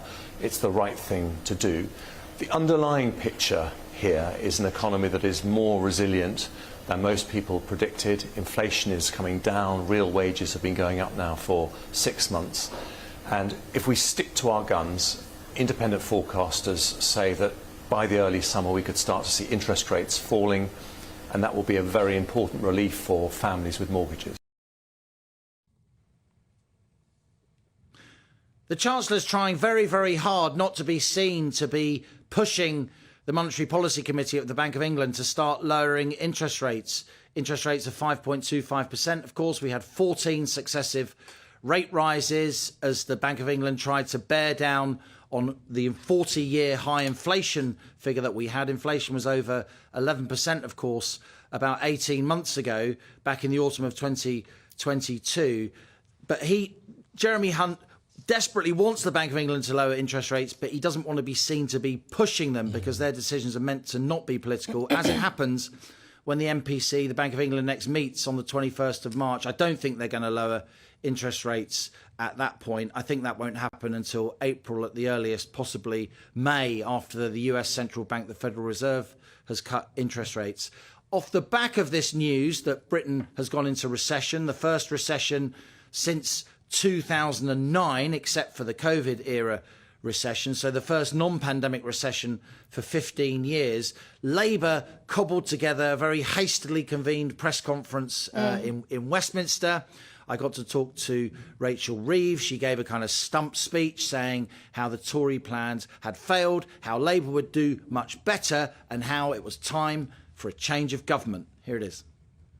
The confirmation of recession exposes a government and a Prime Minister completely out of touch with the realities on the ground. A government that for too long has looked on economic failure with complacency, content to be the managers of decline. Rishi Sunak claims that he has a plan, but the plan is not working. I think what's absolutely clear, Tom and Emily, is that while other subjects like perhaps the war in Ukraine, like immigration, like asylum and housing will be important in the upcoming general election expected in the autumn, it will be the economy that's centre stage. It will be tax and spend that's centre stage. It will be whether or not people feel better off under the Tories, and if they don't, whether or not Labour can exploit that without being seen to make spending pledges that are reckless and irresponsible. It will be, in my view, in the upcoming general election, all about, as the Americans used to say, the economy stupid, and I'm sure there'll be plenty of economics coverage here on GB News. Well, Liam, thank you very, very much for that. It's fascinating to see Rachel Reeves try and brand it as Rishi's recession. Will that sink in? Bank of England's recession, maybe. Well, I mean, consumer spending down, interest rates up, sort of the point, isn't it? Well, there you go. Yeah. I do really like Rachel Reeves standing there with the two flags behind, quite close to a wooden background. The camera shot was quite tight. It sort of looked like how prime ministers do in sort of low-budget TV shows. It looked like she'd sort of a prime minister on Doctor Who or something. Well, in other news, and this is pretty shocking news, actually, anti-Semitism in the UK has hit an all-time high last year in what's been described as an explosion of hatred following the October the 7th attacks. The figures published in a brand new report show over 4,000 instances of anti-Jewish hate, a 589% increase from 2022. Yes, the Community Security Trust, which is a group that monitors anti-Jewish abuse and attacks, said this was a watershed moment for anti-Semitism in the UK. What exactly does that mean? Should we speak to the UK Government Advisor on Anti-Semitism, Lord John Mann? For those who have been following this, they will see these numbers, 589%, and not actually be shocked, but not surprised. Tell us why, in your view, you think the number of incidents has increased so dramatically. Well, these numbers are people, of course. This is each and every one is something that's happened to an individual person. And the figures are very carefully put together. There's no exaggeration. So, for example, if you get a pile on the internet of anti-Semitic abuse, that's just logged as one incident, not as thousands. So these figures are incredibly worrying. And the last 3 months after October the 7th of last year, more incidents in that period than in any year in recorded history before. It's a phenomenal explosion. It's obviously a direct link to what's going on in Israel and Gaza. And there's an underlying prejudice and hatred there that's exploding all over the place. And you know what's really happening? Individual Jewish people are being targeted in the workplace, at school, in universities, in their social settings, and the community is just bombarded and battered by this. And people keep saying to me in the Jewish community, can't they just leave us alone? Can't we just be allowed to get on with our lives? Well, the answer is, we wish that were the case, but it's not. And this is a huge problem across our country and our society. And by the way, we're one country amongst many. There's not a bigger problem in Britain than other countries. This is happening all over the world. Lord Mann, you used the words underlying. Is it your view that this is sort of something nascent that has always been there, just sort of below the surface, and it's only moments like these when you have sort of flashpoints in the news media, particularly over Israel and Palestine and the conflict in Gaza, that nascent level of anti-Semitism comes to the fore? Correct.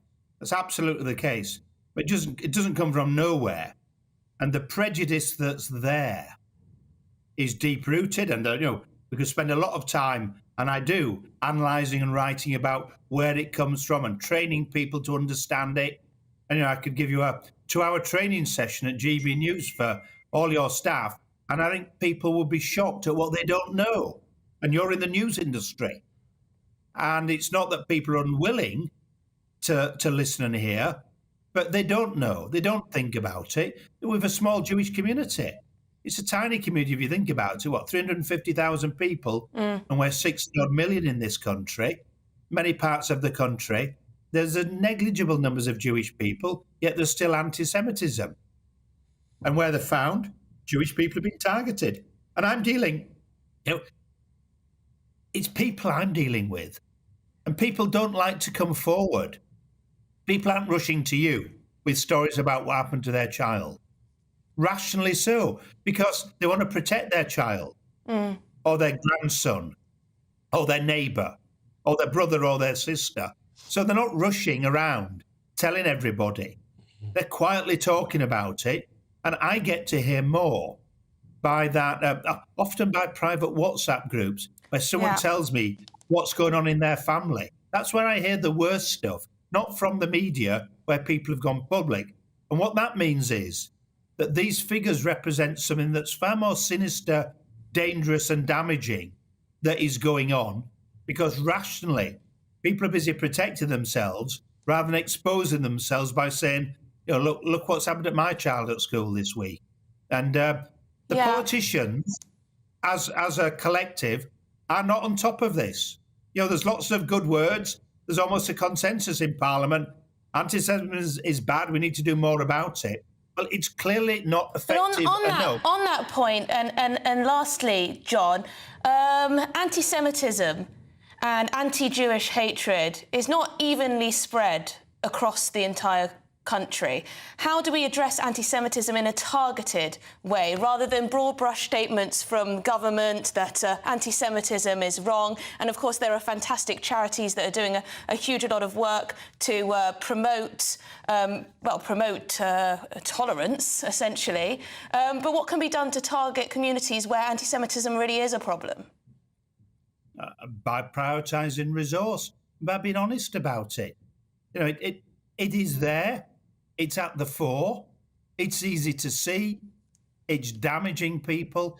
It's particularly pernicious and damaging for children and younger adults. And society's kind of almost shrugging its shoulders. We had that incredible incident in the Soho Theatre where the problem used to be the bystander. There's some anti-Semitism going on and everyone just stands and watches. Here in that theatre last week, direct anti-Semitism directed against a Jewish couple, and the audience joins in. So no longer bystanders washing their hands of it, but joining in. That's the state of events. That's a random theatre in London. That shows how bad it is. Things have got out of control. We need to pull them back in, and that's going to need a lot of hard work and a lot of honesty about how big and how widespread the problem of anti-Jewish hatred is in our country at the moment. Well, Lord Mann, you speak very powerfully on it, and thank you for your time on Good Afternoon Britain this afternoon. My goodness. I'm reminded, actually, I went for a drink with a friend of mine not so long ago, and I noticed he wasn't wearing the necklace he normally wears. Because it had a Star of David on. It was a family necklace. He always wore it.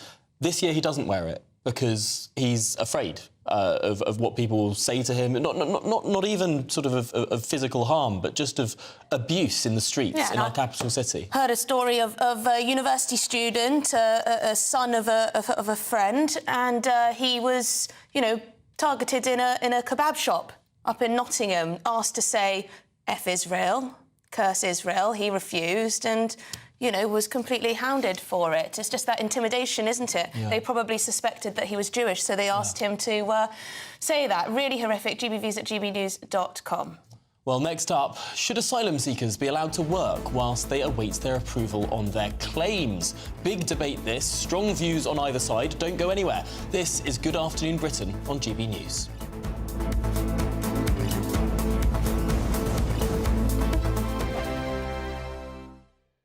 2024, a battleground year. The year the nation decides. As the parties gear up their campaigns for the next general election. Who will be left standing when the British people make one of the biggest decisions of their lives? Who will rise? And who will fall? Let's find out together. For every moment, the highs, the lows, the twists and turns. We'll be with you for every step of this journey. In 2024, GB News is Britain's election channel.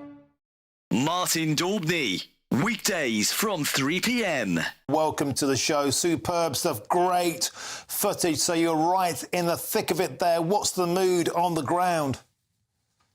Well, I've left there now. I've actually now come to that EU Council summit that I was talking about. It's still pretty chaotic. The entire city of Brussels has been completely clogged with these tractors, sort of 3 abreast in most of the roads across the city. The people of Brussels aren't particularly happy. I mean, this is sort of reminiscent for some people of the Just Stop Oil protests, you know, people gluing themselves. People are unable to get to hospital appointments, and there's a lot of upset about the destruction that's happening on the streets of Brussels today. But on the other side, there's also the protests, which the farmers are saying that EU green laws simply are not able to fit with what they need to do to keep their businesses going. And just before the protests happened, we saw the European Commission actually make some concessions to the farmers' protests. And this is on the demands that were put on them to set aside somewhere in the region of 5% of their land for regrowing for biodiversity. A lot of the farmers have said that's not possible, and the European Commission has said that they can delay that coming in. So they have won a small concession with these protests. And Jack, there's a feeling as well, a huge dissatisfaction that the European Union has managed to find 50 billion euros in aid to send to Ukraine, and yet farmers in particular are on the receiving end of net zero targets, taxation on diesel, and endless red tape. So many farmers, Jack, saying they're measuring ditches to see if they have to drain them or not. There are minimum requirements on the width of battery hen enclosures. Endless red tape, as Jeremy Clarkson pointed out in Clarkson's farm in Britain. They've simply had enough, and they're shouting, Ursula von der Leyen, we are here. I think the most exciting bit for me is talking to people. People who I think are ignored often by the major news channels. We're going to give news they want to hear. There's a voice there that needs to be heard. I think there's a chance here for a diversity of opinion to be expressed, which you don't find elsewhere. It's really exciting. We don't hold back. We're free to say how decisions that are taken here affect us all around the country. Only on GB News, the People's Channel, Britain's news channel.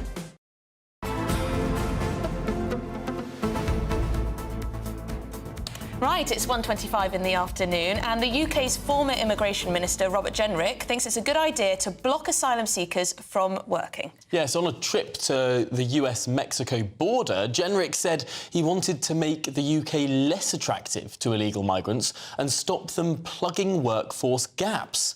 This is ahead of the government's Migration Advisory Committee releasing plans to get asylum seekers working within 6 months. So the big question of the day is, should asylum seekers be allowed to work? Simple question. Joining us to discuss this is international human rights lawyer David Hay and immigration lawyer Harjit Singh Bangal. The debate of the two lawyers, fantastic stuff. David, let's start with you. I'm not sure actually what your view is on this, but we'll find out. Should asylum seekers be allowed to work in this country, or would that encourage more people to illegally come to this country? Good afternoon to you both. I think the first thing to look at is that if we had a proper immigration system in the first place and we were processing asylum seekers in a couple of weeks, we wouldn't need to have this debate, because asylum seekers would come in, and if they were granted it, that would be done quickly, and if not, they would be sent away. That's the first thing that the government really should be focusing on, rather than whether people should work or shouldn't work. Now, the reality is, of course, we've got an awful lot of asylum seekers here on waiting lists for years. Now, at the moment, if there's a shortage occupation and they've been here 12 months through no fault of their own, there is a system whereby asylum seekers can work. That's what we have at the moment. Now, that was strengthened because I think it was about 20 or so years ago. It was a lot less in terms of time. So it's a very complex debate, I think, Emily, because I think we've got to look at what what we are trying to achieve as a country. Are we trying to offer a deterrent to people coming here, and saying people cannot work, is that going to be a deterrent? Is it already deterring people?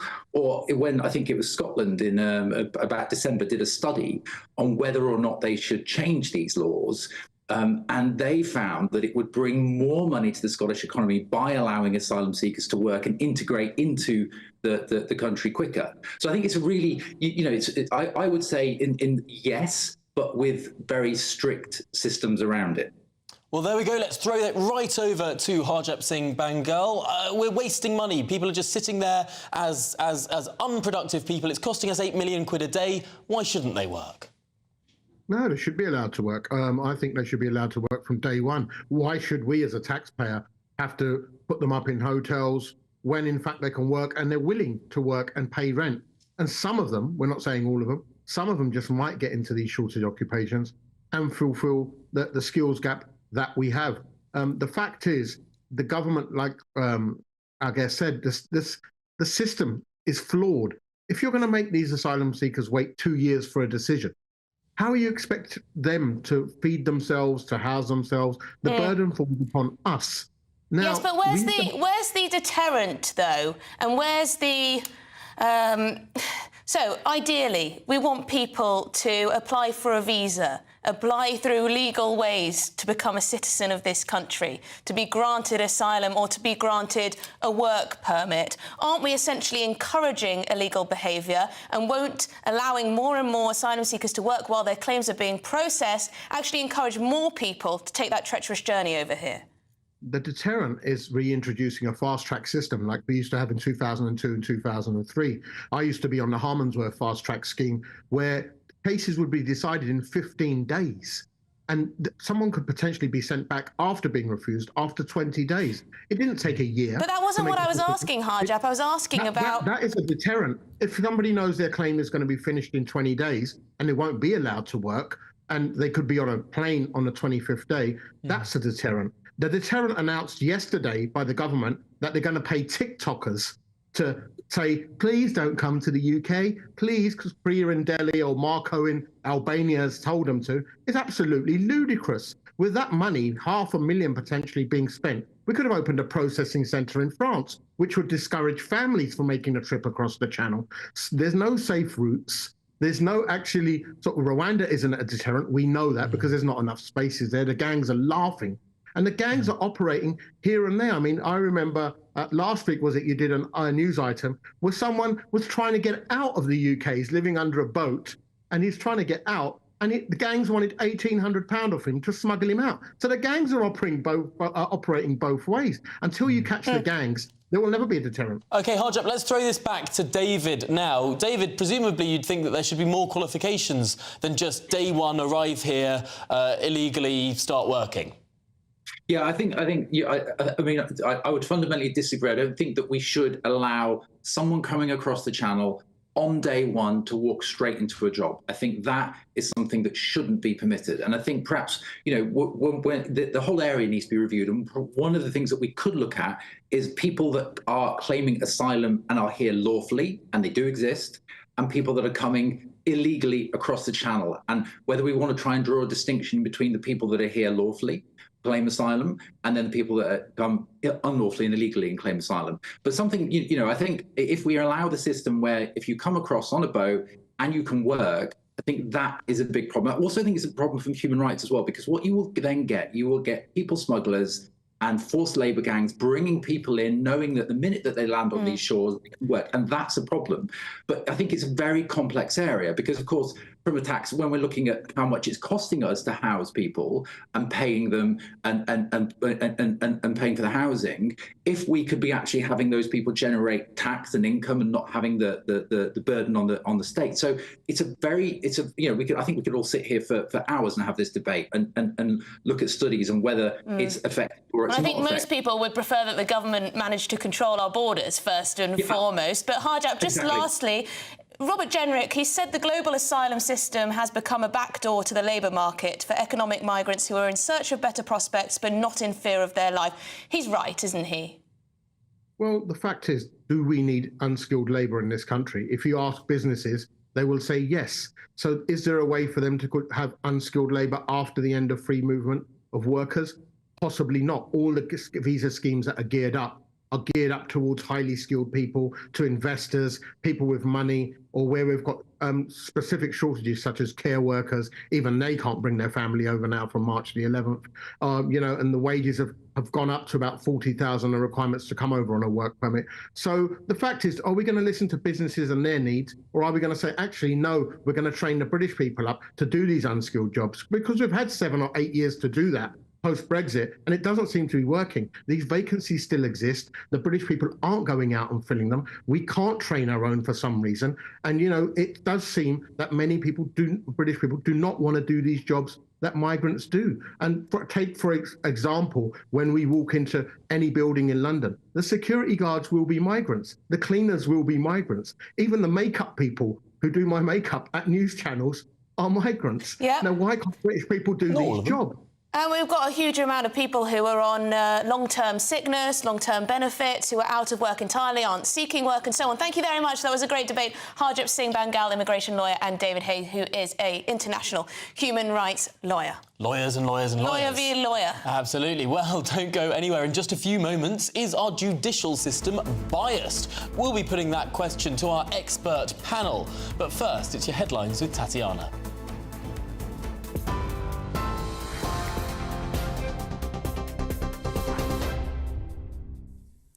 Tom, thank you. Your top stories from the GB Newsroom. Chancellor Jeremy Hunt says despite the UK entering into recession, the economy is turning a corner. Official figures show the economy shrank by 0.3% at the end of last year, following a period of decline in the previous 3 months. It's the first time the UK's GDP has dropped since the first half of 2020, after the first COVID lockdown. Chancellor Rachel Reeves says the Prime Minister completely out of touch with the realities on the ground. British gas owner Centrica has renewed calls for a social tariff to allow people to pay less for their gas and electricity. It comes as new data reveals British Gas benefited last year from being able to claw back money lost during the energy crisis. This comes as new figures released today show 3 million low-income households in England struggled to pay their energy bills last year. Government figures found that 13% were in fuel poverty, largely unchanged from the year before. Voters are casting their ballots in Wellingborough and Kingswood. The public have until 10 o'clock this evening to choose their replacement MPs following the departures of Chris Skidmore and Peter Bone. A judge is facing criticism after liking a pro-Palestine social media post. Judge Tan Ikram spared jail for 3 women who displayed images of paragliders at a protest just a week after Hamas used paragliders to enter and attack Israel in October. He was found to like posts which said "Free Palestine" and that branded Israel a terrorist. Judge Ikram told GB News that he didn't know that he liked the post and that if he did, it was a genuine mistake. And the Duke and Duchess of Sussex are on a 3-day visit in Canada. Prince Harry and Meghan have been visiting the winter training camp of the Invictus Games 1 year prior to the event. The pair spent time with athletes and tournament staff in Vancouver and military veterans. Harry founded the Paralympic-style sporting competition in 2014 for injured and sick military personnel and veterans to aid their recovery. For the latest stories, you can sign up to GB News Alerts by scanning the QR code on your screen, or you can go to gbnews.com/alerts.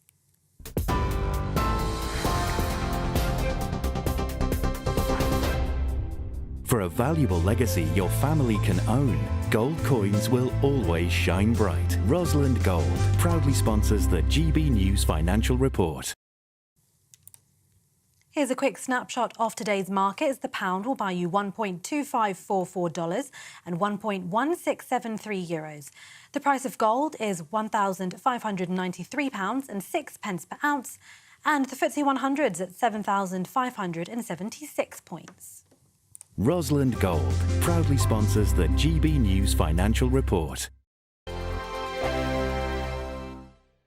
I'm Christopher Hope. And I'm Gloria Di Piero, bringing you PMQ's Live here on GB News. Every Wednesday, we'll bring you live coverage of Prime Minister's questions when Rishi Sunak and Sir Keir Starmer go head-to-head in the House of Commons. We'll be asking our viewers and listeners to submit the questions that they would like to put to the Prime Minister, and we'll put that to our panel of top politicians in our Westminster studio. That's PMQ's Live here on GB News, Britain's election channel. Farage, Monday to Thursday from 7 p.m. Lots of people have different ideas, but principally a conservative approach to getting growth is to reduce taxes, so that people, ordinary people and businesses can spend more of their own money to invest and grow the economy. So the theory is that you cut taxes and that then pumps more money into the economy. Exactly right. And then people, it's not government that are creating wealth. It's individuals, businessmen, companies that create wealth. It's the private sector that creates wealth, that the public sector then taxes and spends. I get the theory, but one of the criticisms of you, sure, and I think one of the criticisms actually of all political parties, is they appear to be incapable of cutting government spending. That's the key. I mean, and I think when I look back, is that we should have had a credible plan to reduce the increase in spending. Now, that's often a difficult concept to explain, but it's in line with inflation, etc. That's all right. So when you're slowing the increase, it means 1 year you spend £100, and the next year you spend maybe £101, as opposed to going up to £110. So the actual level isn't going down, but you're slowing the increase, and that's very much what I tried to do. And actually, looking back, the one thing I wish I'd done, was to present a credible spending plan at the same time as the tax cuts that we announced. You had a go, it didn't work out for whatever reason, and that analysis will go on for some years to come. We have Jeremy Hunt there as Chancellor now, hinting quite strongly now there won't be any tax cuts, but the truth of it is, under 14 years of Conservatives, for a variety of reasons, the tax burden has risen. That's right. To the highest since the Attlee government, way back in 80 years, 1951, years, whatever right. it is. 2024, a battleground year. The year the nation decides. As the parties gear up their campaigns for the next general election. Who will be left standing when the British people make one of the biggest decisions of their lives? Who will rise? And who will fall? Let's find out together. For every moment, the highs, the lows, the twists and turns. We'll be with you for every step of this journey. In 2024, GB News is Britain's election channel.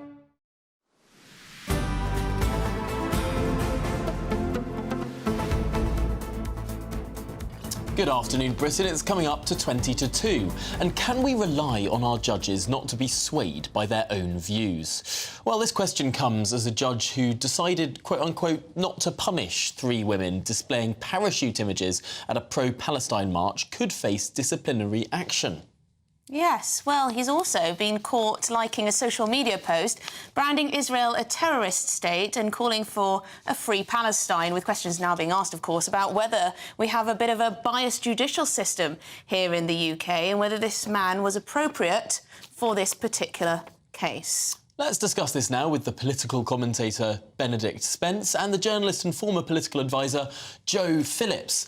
Benedict, I'm going to start with you. I suppose whether or not this judge was actually influenced by his views or otherwise, and we can't pour into his soul and know, sometimes it's the perception of bias that really matters when it comes to confidence in our judiciary. It does, but we've always had bias in our judiciary. Actually, it's always been to do with interpretation, and this is nothing new. And ultimately, this is, I don't think, so much a question of whether or not a judge's opinions come into it, and more to do with the sentencing guidelines. If the sentencing guidelines allow a judge not to punish somebody with prison time, then I think that's a more pertinent question, is to turn around and say, well, why is it that you can be accused or convicted of something under the Terrorism Act and actually there be no prison sentence? I would have thought that terrorism would have been one of those things that would carry a mandatory prison sentence. I think that is perhaps more revealing, more interesting as to why it is that these 3 people were allowed to go free that day. So you think this is more about, you have more concerns about the law itself, rather than the potential for this judge to have been biased? Well, the reason why you have sentencing guidelines is partly to make sure that a judge's bias can only go so far. Ultimately, it would be very easy under our system for a judge to just let somebody go if actually there wasn't a sort of set of standards in place. That's why we have sentencing guidelines.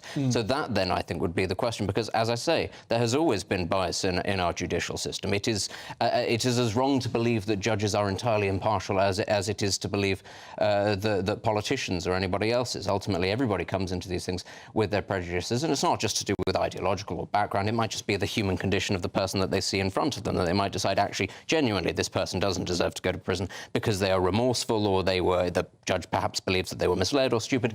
But again, that is why we have sentencing. Joe, doesn't the sort of fundamental of our judicial system rest upon this idea that justice is blind? Yes, I think it's very important to put this into context, though, Tom, because these women have been found guilty. They have been convicted of terror offences, as Benedict rightly says. That is on their record, and that will have a huge impact on them in terms of jobs, if they want to travel to certain countries, most notably America, perhaps getting loans, mortgages, that sort of thing. So the idea that they have gone unpunished is not strictly true. They've now got this... Well, it's the weakest possible punishment he could have dished out. Yes. We spoke to a lawyer earlier who said, yes, that is the weakest punishment. Yeah, but, I mean, what would be the point? And he also said in his remarks that they were not seeking to show any support for Hamas. So that's where it indicates that he had so much empathy. Well, I don't think that's true. You know, believed, not empathy, but believed... I think he thought that they were stupid and naive and silly. And I think that's probably what they might be thinking as they suddenly realise that they're going to have a problem, as I've just said, getting a bank loan or getting a visa to go to America. So I think, you know, what would be the benefit of sending 3 rather foolish people to prison? I mean, it would be a maximum of 6 months, so they'd probably be out in 3 months. You know, prisons are overcrowded. What is the point? It's not that I believe that they should have gone to prison. That's not the point here. It's that there are people who have highlighted the fact that he's been much tougher on different crimes, including private WhatsApp messages that a police officer sent that were deemed racist. They were mocking George Floyd. Yes. And he gave a prison sentence for that one. Well, a police officer is supposed to be upholding the law. That was an abuse of power. These 3 women were individual citizens who went to a march and, obviously, as he said, they crossed the line, they behaved stupidly, they have got a conviction now. There is a huge difference between that stupidity and a police officer knowingly doing something like that when we are supposed to be able to look to the police to be unbiased. Benedict, is that a point, that these were 3 perhaps quite ignorant people who perhaps saw a stupid meme online, printed it off, thought they were being funny? Ultimately, with your call for higher minimum sentencing guidelines, are we straying further and further from free speech? I think in this country, I mean, I understand the campaign for sort of absolute free speech, but this country has never had absolute free speech, and it will never have absolute free speech. We should be very clear on this. No government is actually going to pass a sort of a First Amendment because it's actually not that popular with the country at large. I think, realistically, what we have to recognise is that anti-Semitism is, or certainly should be, a red line in a post-Holocaust European country. And we should not, I think, be scared of saying to people that it comes above all other kinds of prejudices because it is so, I suppose, insidious. It sort of gets into so many different crevices. It is not simply a question of race. It is not simply a question of religion. It is something that has caused tremendous damage on, I would say, an incomparable scale to any other kind of prejudice in Europe's history. So I don't think it's unfair for us to say, well, we quite like the idea of free expression, and we try to facilitate that where we can. However, there is one community that is the best integrated of any ethnic minority community in the United Kingdom that we feel that we have to protect above all others. So actually, when it does come to anti-Semitism, yes, there are higher standards. I don't think that that's a problem because the history of the Jewish people is always, when you give the anti-Semites an inch, they take a foot, and a lot of people die and suffer. But you have to be allowed to criticise the Israeli government. You have to be allowed to criticise Israeli foreign policy. That's fine. You have to be allowed. We're not doing that. No. But in your, I'm just clarifying with you that, you know, in your protection, there has to be a point where, you know, if you are seen to, or if you want to criticise Benjamin Netanyahu for his government and the way he is running his government, and of course there are a lot of very ignorant people out there. So the great irony of this is that the biggest criticisers of Israel tend to be liberal Western Jews. It tends not to be Islamists, actually. We're going to have to pause it there, but we will be back. Coming up, virtue signalling failure. Sadiq Khan's overground makeover. That to come after this very short break.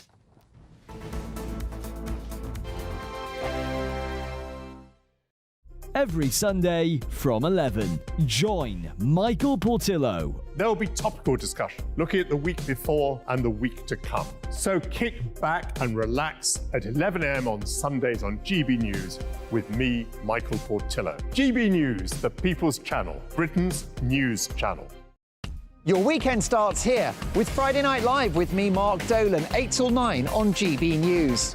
Big stories, big guests and big laughs as we get you ready for a cracking weekend. That's Friday Night Live with Mark Dolan. Fridays 8 till 9 on GB News. Bring your own drinks. The admission's free. Britain's newsroom, weekday mornings from 9:30. When you listen to Nigel Farage's assessment there, do you feel that maybe this is as good as it was going to get, given that we had the pandemic and it was inevitably always going to be a bit of a mixed bag?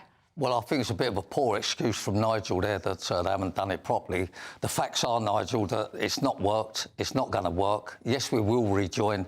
I mean, are we better off for it? Are they... Can I jump in there, Charlie? We're going to rejoin under which government? Because Labour aren't going to do that, unless you don't think... But I mean, it's going to be unavoidable not to join, because I think it's getting worse and worse for us. I mean, let me just say this. Are the NHS better because we're out of Europe? No, they're not, because they're not employing more staff. Is the building trade better off? No. Is travelling abroad or to the EU or staying in the EU, are we better off? No. Are we better off because foods rise because of the EU? No. Are we better off with imports and export? No, because they're taking longer. The overall result is that we're not better off. The killer point here is 57% of the public would now vote to remain. 33% would leave. Surely that's the telling point. It depends on the pollster, Charlie, because we were talking to a very good pollster earlier who said there's no enthusiasm for any change in a year. Maybe 10 years, they might be thinking about it. Belinda de Lucia, let's bring you in. I'm sure you want to react to what Charlie said.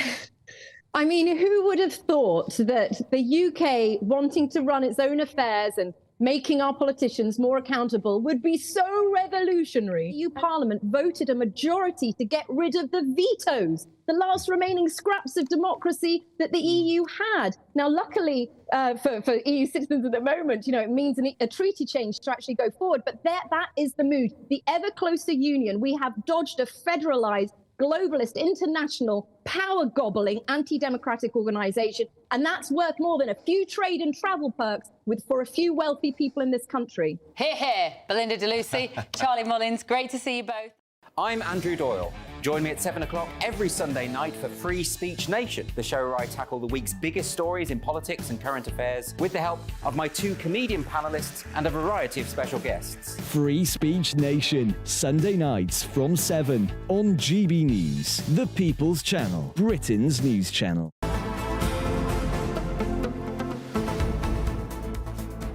It's 1:50. Steve Khan had a rather exciting announcement today. He's revealed a brand new look to the London Overground line, introducing a few new line names: Lioness Line, the Windrush Line and the Suffragette Line, amongst a few others. Well, is this, and I like what our producers have done here, is this a virtue signalling failure? It works, kind of. Yeah. No, let's ask the political commentator, Benedict Spence, alongside journalist and former political advisor, Joe Phillips.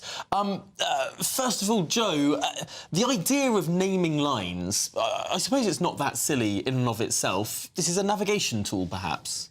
Yes, I mean, I have to say that for anybody outside London, this is probably, we might as well be speaking in completely foreign tongues. And I have never had a particular problem with the overground line. I disagree. I think that our viewers across the country like to hear stories about how awful London is and the mayor and how much money is being wasted. £6.3 million. That's a different story, Emily, and that's a different angle. But the actual point of naming lines, I mean, you know, if somebody says to me, you know, how do I get from here to there? If I'm in London, I'll say, oh, you know, the pink line or the blue line or whatever. The country is littered with streets and buildings named after long-forgotten councillors and aldermen and stuff like that. So, you know, in 30, 40 years' time, or possibly sooner, who will remember why these lines were called up. It doesn't make it any easier to navigate, to Which get round. then, Benedict, raises the question, why have we spent so much money on it? Well, that's exactly what I'd say. Yeah. Is that if this is about sort of remembering people, if nobody is going to remember them, and a lot of these I think are actually quite niche and of the moment. I mean, the Lioness is one in particular. You know, the men have actually won the World Cup, right? The actual World Cup, not the Euros. The men have done better, That but was my we're not going to... That was in 1966. Doesn't matter. It doesn't matter. The Battle of Trafalgar was a long time ago. It gets a square. It's just the Lioness. And does one take the Lioness or does one ride it? This, you know, raises all kinds of very difficult at this time of the afternoon. Well, it's a serious concern. What is the appropriate etiquette to do with this line? Or the suffragette? One line that, and you've just mentioned it, has really sort of got me slightly irritated. Go on, come on, Tom. Shall we look at the way that Sadiq Khan has advertised the suffragette line? Now, if you notice there, that's a statue of Millicent Fawcett. Who was Millicent Fawcett? She wasn't a suffragette. She was a suffragist. Calm down, dear. This is a very, very important distinction. The suffragists were non-violent. The suffragettes blew things up, smashed windows. There is one group who we should be lauding and one who we should not. And the suffragists were bigger and more important, but it's the suffragettes who blew things up, so they get the coverage and they get the line name. I like your attention to details. I think they're having a domestic. Should we get a drink? Suffragette is an umbrella term, but it's not an umbrella term. It's a violent group. It's an umbrella term, like, I don't know, Islamic Jihad is an umbrella term, I suppose. They were much more keen on direct action. They actually achieved what they set out to achieve, and most people... They were a more successful terrorist organisation than most, so they should get a statue. But hang on, Joe. You can't really think that it was the suffragettes who got women the right to vote. The right to vote happened for women first in 1918, the year the First World War ended, after women achieved their rightful place in society, because so many women got property. Oh, was it our rightful space? Absolutely. Oh, that's good. Well, no, because so many women finally got property and got position in society, and a lot of men were killed. That wasn't anything to do with the suffragettes. And Tom, you could use the same analogy about the Second World War, when women went to work in the munitions factories and, you know, nurseries and childcare. But that's so much more important to the feminist movement than violence. The inheritance tax line, maybe. I don't know. Well, I don't happen to agree with you. I think most people would not know the difference, and you're quite right to point out the difference between the suffragists and the suffragettes. But as Emily said earlier, from going to an all-girls school, which I did, not her school, but, you know, actually most people would think of it. But yes, it is a bit silly to use Millicent Fawcett, because if you were going to use it, wouldn't you use Emmeline Pankhurst? You know, who everybody knows. So the virtue signalling went a little bit wrong. I think it's gone into the sidings. Yeah. Well, that's all we've got left. But we will be back, indeed, with Benedict Spence and Joe Phillips. We will be at the end of next hour, but that's for now.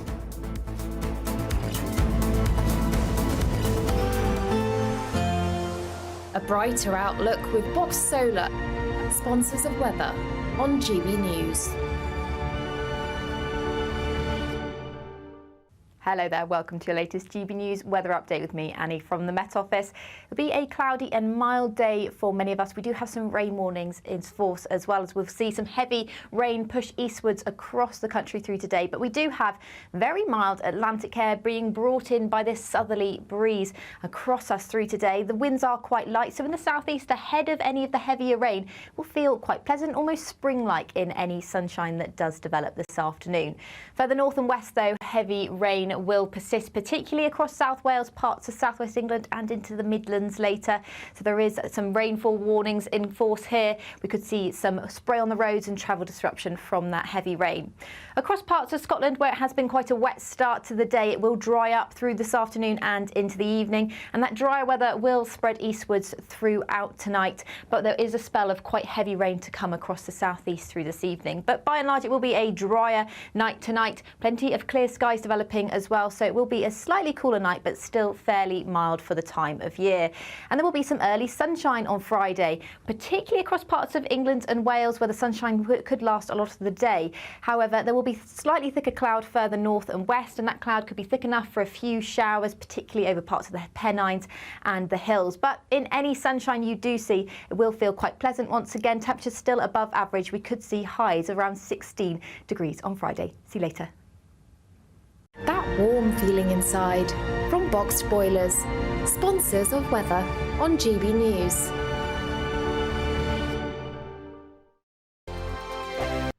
2024, a battleground year. The year the nation decides. As the parties gear up their campaigns for the next general election. Who will be left standing when the British people make one of the biggest decisions of their lives? Who will rise? And who will fall? Let's find out together. For every moment, the highs, the lows, the twists and turns. We'll be with you for every step of this journey. In 2024, GB News is Britain's election channel. The Camilla Tominey Show. Sunday mornings from 9:30. What you've got to do is, it's a collective. You've got to look like a meteorologist. Nobody out there is necessarily going to be a meteorologist, but what I do on a daily basis is I look globally. I look at what we've got in terms of the track of weather that we've had in the UK. So if you go back a couple of years and we go back to the heat wave of July, August 2022, 40.3 degrees, there's a dot in the landscape, and before then there was other incidents going on. Now that was a huge dot because that was extreme temperatures, and then we, since then, last summer, although we didn't get that kind of record, we saw months with records, various months, May and June and September and October, all-time records. So another dot, and then you're looking again globally. What's going on globally? What's going on in China, in USA, in Africa, now in Australia, for example? Records falling like 9 pins. So when these storms come along, you've got to say, OK, would they have happened anyway? The answer is probably yes. They probably would have done. But when you start getting where we're up to with Jocelyn is number 10, then that's not the record. The record is 11. Named storms, 2015-16. So we've been there before, but only a few years ago. So these things are starting to mount up. And do you know what? On the can of climate change, climatologists, better people than me, people who study this expertly, and they look at it and they say, OK, what we're going to get with extra dimension of heat in the atmosphere, which energy and heat that basically means that you've got more intense storms potentially that can carry more water. What do you get? You get higher wind velocities and you get more water and or snow. We've just gone through a period where parts of this country have been deluged and flooded for the first time. Yes.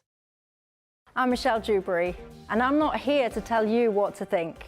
I'd much rather hear what you have to say. So send in your opinions to gbviews@gbnews.com. Keep them clean, and you never know, I might read them out. With my panel here on Jubes & Co, we debate, we get stuck into the issues of the day on a show where all views are welcome, especially yours. GB News, the People's Channel, Britain's news channel.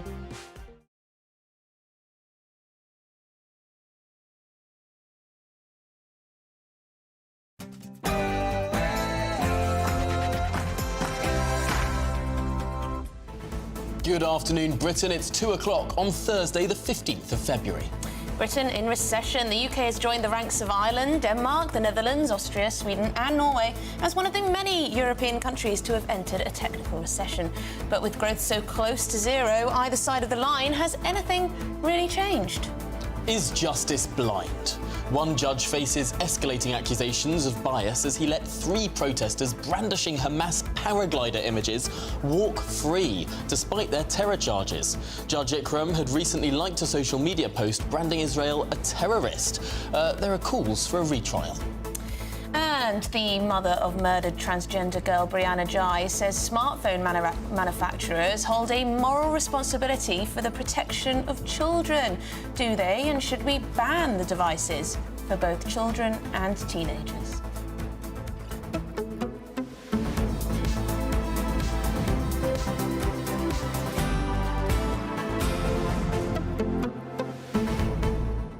Perhaps banning phones, social media from all children and teenagers is perhaps a bit of a knee-jerk reaction. I think this is such a sad case, and I think grieving parents should be empathised with to the ends of the earth, but shouldn't necessarily be the start of a conversation about legislation. Because we know from this case that Brianna herself loved social media, was on social media, had a big following on TikTok. She had so many friends through that. She had love and experienced the best of the world. That doesn't mean it was good for her mental health. But the people who killed her weren't big on social media. The people who killed her weren't prolific on Instagram or Twitter or TikTok. The people who killed her were on the opposite of social media. They were on the dark web. That's not something that any sort of legislation can cover. Regulating Twitter or Instagram won't have changed that. It's just such a different issue. The truth is, though, Tom, there is huge amounts of evidence to suggest that social media is bad for the mental health of children and teenagers. There is no escaping that. Whether that is the responsibility of the social media companies themselves or parents or someone else, then that's the question. But there is absolutely no doubt that social media is bad for people's mental health. In this case, it was very, very good. No doubt. Well, you don't know that. But yes, let us know what you think. Should we ban mobile phones for children? gbviews@gbnews.com. But first, your headlines.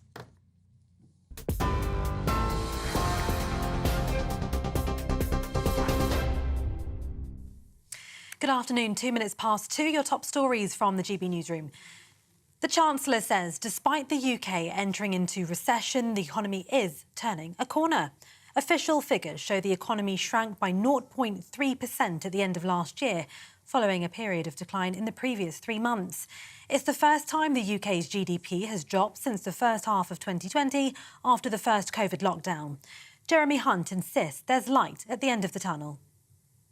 We always expected growth to be weaker while we prioritised tackling inflation. That means higher interest rates. And that's the right thing to do because you can't have long-term healthy growth with high inflation, but also for families. When there's a cost of living crisis, when the cost of their weekly shop is going up, their energy bills are much higher, it's the right thing to do. The underlying picture here is an economy that is more resilient than most people predicted. Inflation is coming down, real wages have been going up now for 6 months. And if we stick to our guns, independent forecasters say that by the early summer we could start to see interest rates falling. However, Shadow Chancellor Rachel Reeves says the Prime Minister's economic pledge is in tatters. The confirmation of recession exposes a government and a Prime Minister completely out of touch with the realities on the ground. A government that for too long has looked on economic failure with complacency, content to be the managers of decline. Rishi Sunak claims that he has a plan, but the plan is not working. British gas owner Centrica has renewed calls for a social tariff to allow people to pay less for their gas and electricity.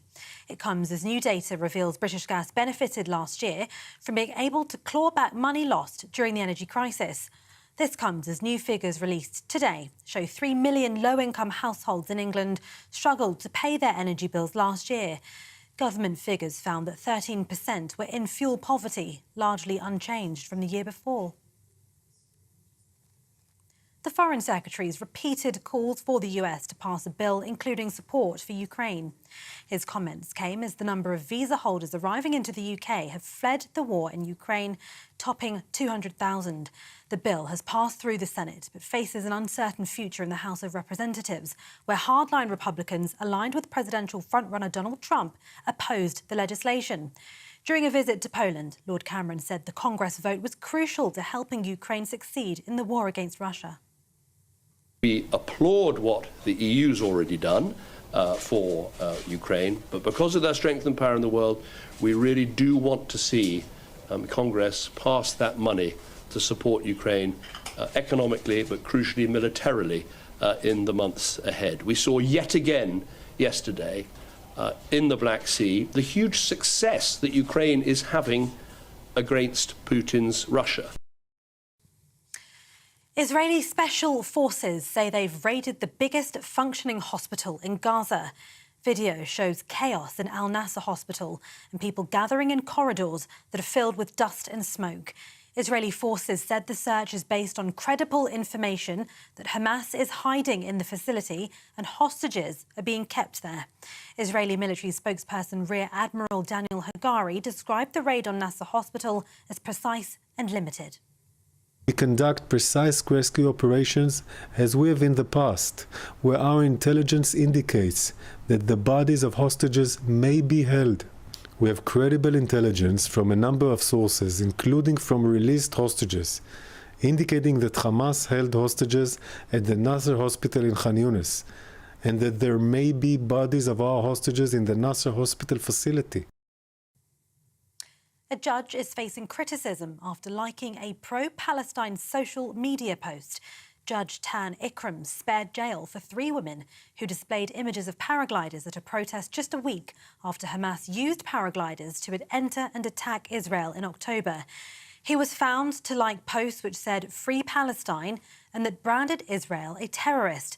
Judge Ikram told GB News that he didn't know that he'd liked the post and that if he did, it was a genuine mistake. A 16-year-old boy has died after being stabbed in a park in Bristol. He was attacked in Rawnsley Park by 2 people wearing masks who then fled the scene on bicycles. A murder investigation has been launched. It comes weeks after the deaths of teenagers Mason Rist and Max Dixon, who were stabbed in the Knoll West area of the city. Voters are now casting their ballots in Wellingborough and Kingswood. The public have until 10 o'clock this evening to choose their replacement MPs, following the departures of Chris Skidmore and Peter Bone. For the latest stories, sign up to GB News Alerts by scanning the QR code on your screen, or you can go to gbnews.com/alerts.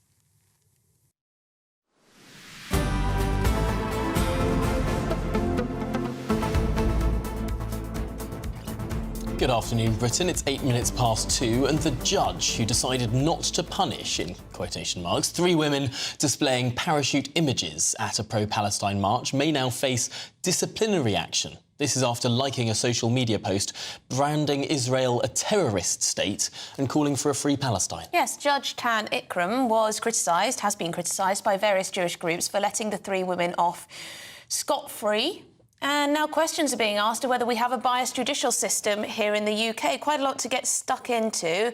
Yeah, it must be noted that accusations of getting off scot-free aren't precisely correct, but no jail time was given despite a sentence being handed down. Let's bring in our reporter, Ray Addison, with all of the details. Ray, what went on in this case?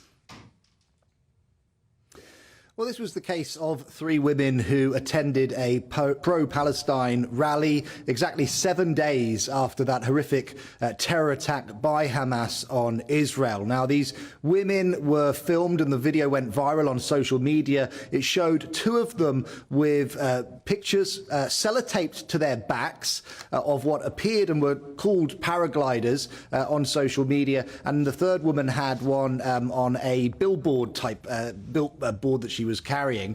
Now, they were subsequently arrested and obviously brought to trial. During the trial, the defence had claimed that it wasn't a paraglider image after all. It was simply parachutes, and in Palestinian culture, they were symbols of freedom. That was obviously rejected by the judge, who did convict them of this offence, and obviously they were given a 12-month conditional discharge.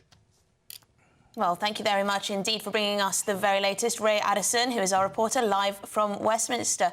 Shall we get the verdict of barrister and writer Stephen Barrett? Stephen, we're very interested to know your view on this case and the judge's ruling. There have been accusations that there is bias. Is Stephen there? Yes, he is. Fantastic. Accusations of bias. Are those fair, do you think?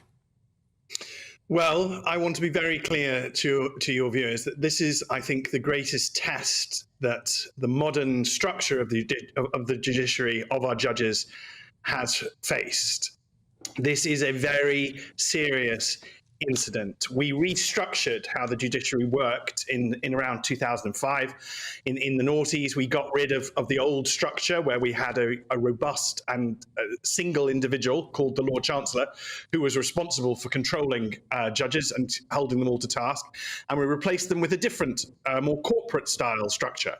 And I do want your viewers to think about that. Maybe we'll return to that. In the first instance, this is very concerning. And I am very concerned that the initial investigation has already closed, which sounds implausible, impossible, and absurd. The alleged defence is that the individual did this accidentally. Well, it's on LinkedIn. It's very difficult to accidentally like a post on LinkedIn. It's not merely a pro-Palestinian post. If you read what it says, it effectively threatens British Jews. It calls them Israeli terrorists resident in the United Kingdom. Well, I don't think it's very difficult to assume that that means British Jews. For justice to be done, what we say in the law is that it's important that it is seen to be done, not merely done, but seen to be done. And we say that it must be manifestly and undoubtedly seen to be done. And at the moment, that is a massive question. Now, the old system, a Lord Chancellor would have a grip on this, and you'd have someone to interview about this and ask very serious questions about what's going to happen next. How are we going to fix this? How are we going to restore trust and faith in the judiciary? Because this isn't just the BBC.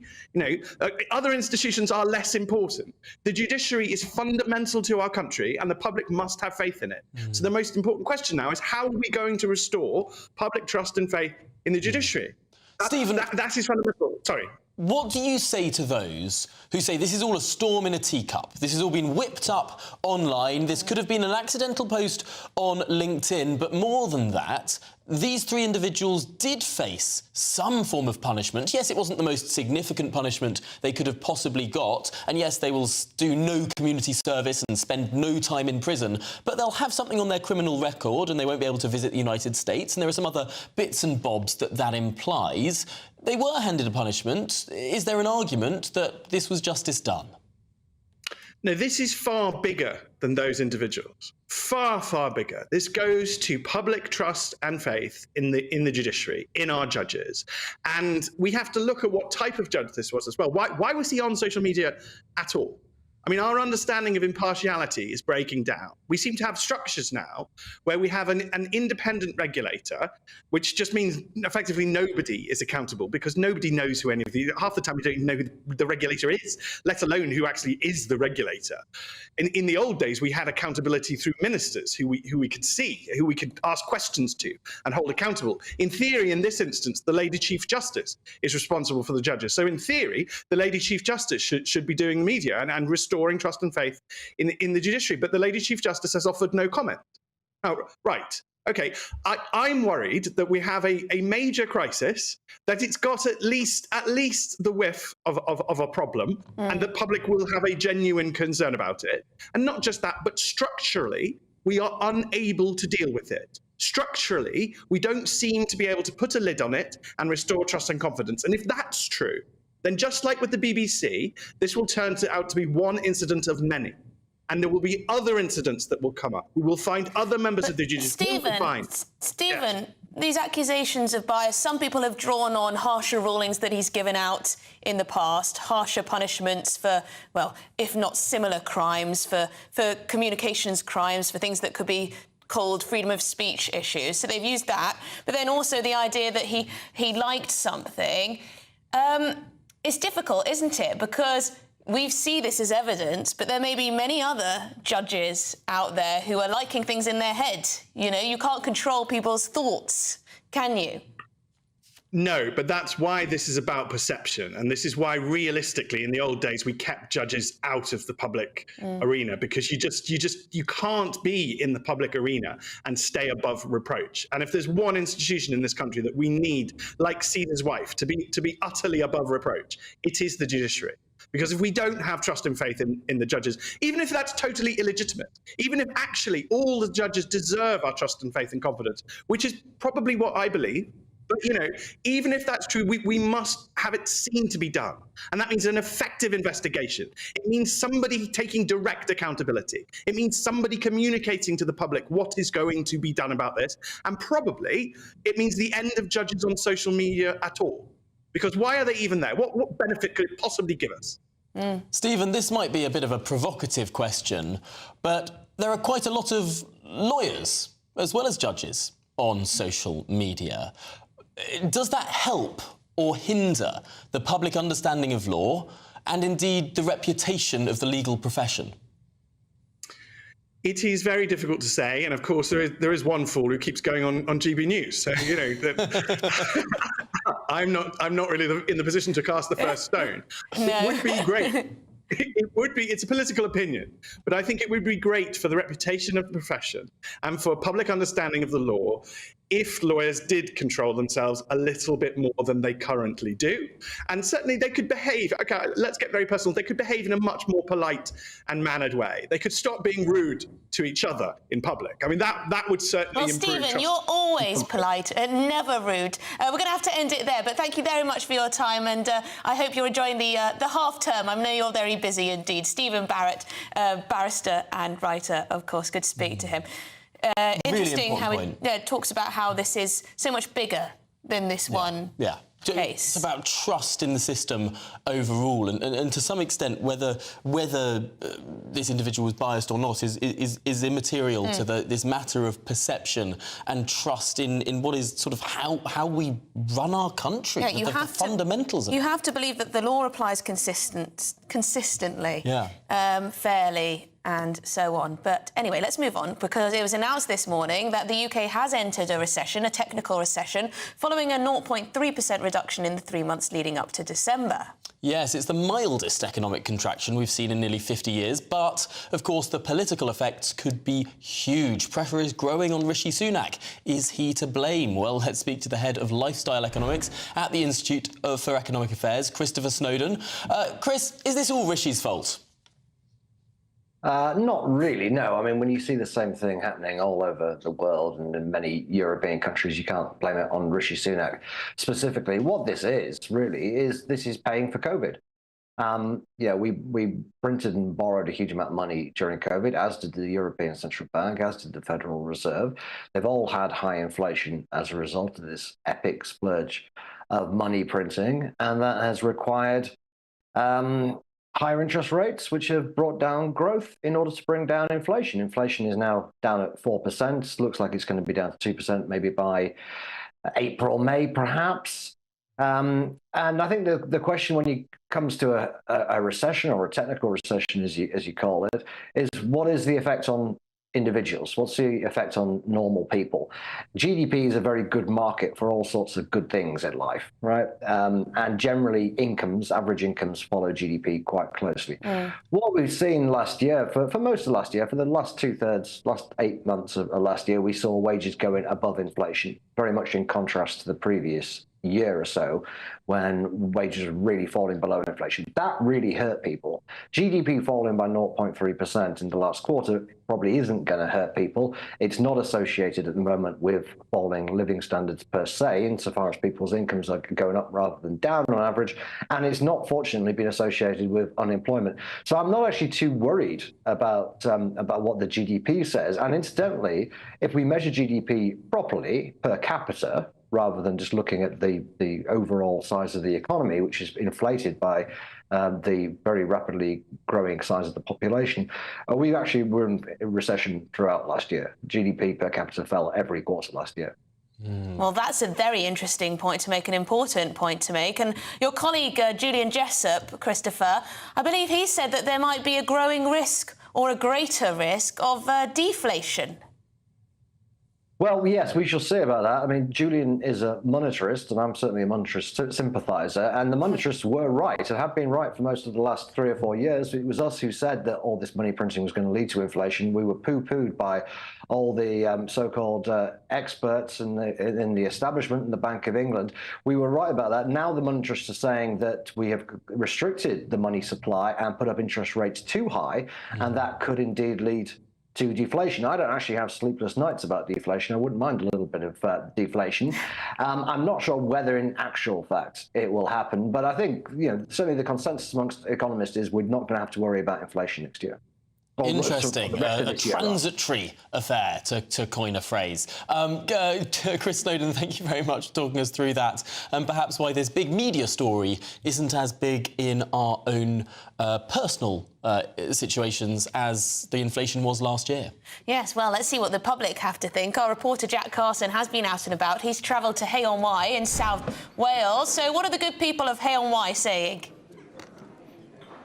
Well, do you know what? It's really this market today. It's been really interesting to speak to the traders here to find out actually what the reality is like on the ground. And to many of them that I've spoken to today, it's really not much of a surprise that we've technically gone into an official recession. Of course, though, the inflation over the past year, as I've been learning today, has really been hitting many of these traders who make, whether it's anything from artisan bread to things like dog food to jams, because each of those constituents parts which make up those products have increased in price. And then these businesses face that challenge that businesses across the country are going to be facing of how do you balance your own increased costs with, of course, not pricing your own products too much for the consumer, because we know consumer spending is down in December, when usually, of course, those retail figures are huge in the run-up to Christmas. We saw some of the lowest since back in the coronavirus lockdown in January 2021. So that's where the balance is really coming from. But take a listen to what a few of the market traders told me a little bit earlier on. Costs have gone through the roof. For instance, for me as a preserve producer, sugar used to be 69p a kilo. It's now £1.19 a kilo. It's nearly doubled in price. Black currants are up 30% year on year. My glass that I buy by a pallet load has gone up 28% year on year. And those are costs that you can't really pass on to the customers willy-nilly. Really, since last September, I think we've noticed a bit of a downturn. Children went back to school. I think the economy has hit people pretty hard. They tend to focus on foodstuffs. Every time I do an order, four ingredients, they've gone up. So you're looking at, can I continue with this business? Is it going to continue to be viable, or what? You have to really look at the costs and see what with electricity, the cost of the raw materials, everything is going up. So as you can hear there about some of the, real life examples of what these traders are going through right now, it's not just, of course, that drop in consumer spending. It's things like the weather. It started raining here now, and while it's not so heavy, just before Christmas, at some of the times when these markets are so important for giving these businesses a step ahead, giving them a chance to earn a lot of money to then see them through those quieter months, maybe now and in February. A lot of those markets, because of the high rainfall and the storms we're having in December, did mean that these markets had to close. So that's really where some of the impact is also hitting them. So no surprise, of course, for the people here that the economy today has officially gone into a recession. So fascinating how the weather can have such... We live in the 21st century. You'd have thought that we'd have sort of beaten these sort of old medieval things about whether the harvest is good this year or not. But Jack Carson, thank you very much for bringing us the very latest there from South Wales. Yes, thanks, Jack. Well, coming up, we get an inside look into the Home Office's raids on criminal gangs using barber shops to launder money and support illegal migrants. Stay with us. I think the most exciting bit for me is talking to people. People who I think are ignored often by the major news channels. We're going to give news they want to hear. There's a voice there that needs to be heard. I think there's a chance here for a diversity of opinion to be expressed, which you don't find elsewhere. It's really exciting. We don't hold back. We're free to say how decisions that are taken here affect us all around the country. Only on GBNews, the People's Channel, Britain's news channel. Good afternoon, Britain. Weekdays from midday. Elon Musk has announced that the first patients to receive a groundbreaking brain implant from Neuralink is recovering well. This is all a bit odd. The product, called telepathy, uses a robot to surgically place a computer chip in a region of the brain that controls movement. Yes, Elon Musk says that the first goal is to enable people to control a phone or a computer just by thinking. He says that initial tests show promising signs of brain activity, meaning that patients with paralysis could one day overcome their conditions. Not sure about this one. Joining us to discuss this breakthrough is applied futurist Tom Cheesewright. Tom, this sounds, slightly terrifying. I certainly think a lot of people will be thinking this is something out of a sci-fi horror rather than reality. But this is a technology that's been a long time coming. We've been developing direct brain-computer interfaces for a long time, mostly for the sort of therapeutic reasons that are the initial goal, at least, of Elon Musk's Neuralink, to allow people who are perhaps quadriplegic to have direct control via their brains of initially a smartphone, and maybe ultimately artificial limbs or a wheelchair. It does seem fascinating how quickly this technology is moving on. I saw demonstrations perhaps a year or two ago of people playing a very simple Pong game just by thinking, moving sort of one line on a screen up and down. This seems like potentially there has been a breakthrough that means far more complex things can be controlled just by thinking. Well, there's lots of different aspects to this technology. The initial attempts to interface with the brain used actually quite thick prongs almost that went into the brain, and they were quite solid, and so if the brain moved, they could potentially cause damage. I'm Christopher Hope. And I'm Gloria Di Piero, bringing you PMQ's Live here on GB News. Every Wednesday, we'll bring you live coverage of Prime Minister's questions when Rishi Sunak and Sir Keir Starmer go head-to-head in the House of Commons. We'll be asking our viewers and listeners to submit the questions that they would like to put to the Prime Minister, and we'll put that to our panel of top politicians in our Westminster studio. That's PMQ's Live here on GB News, Britain's election channel.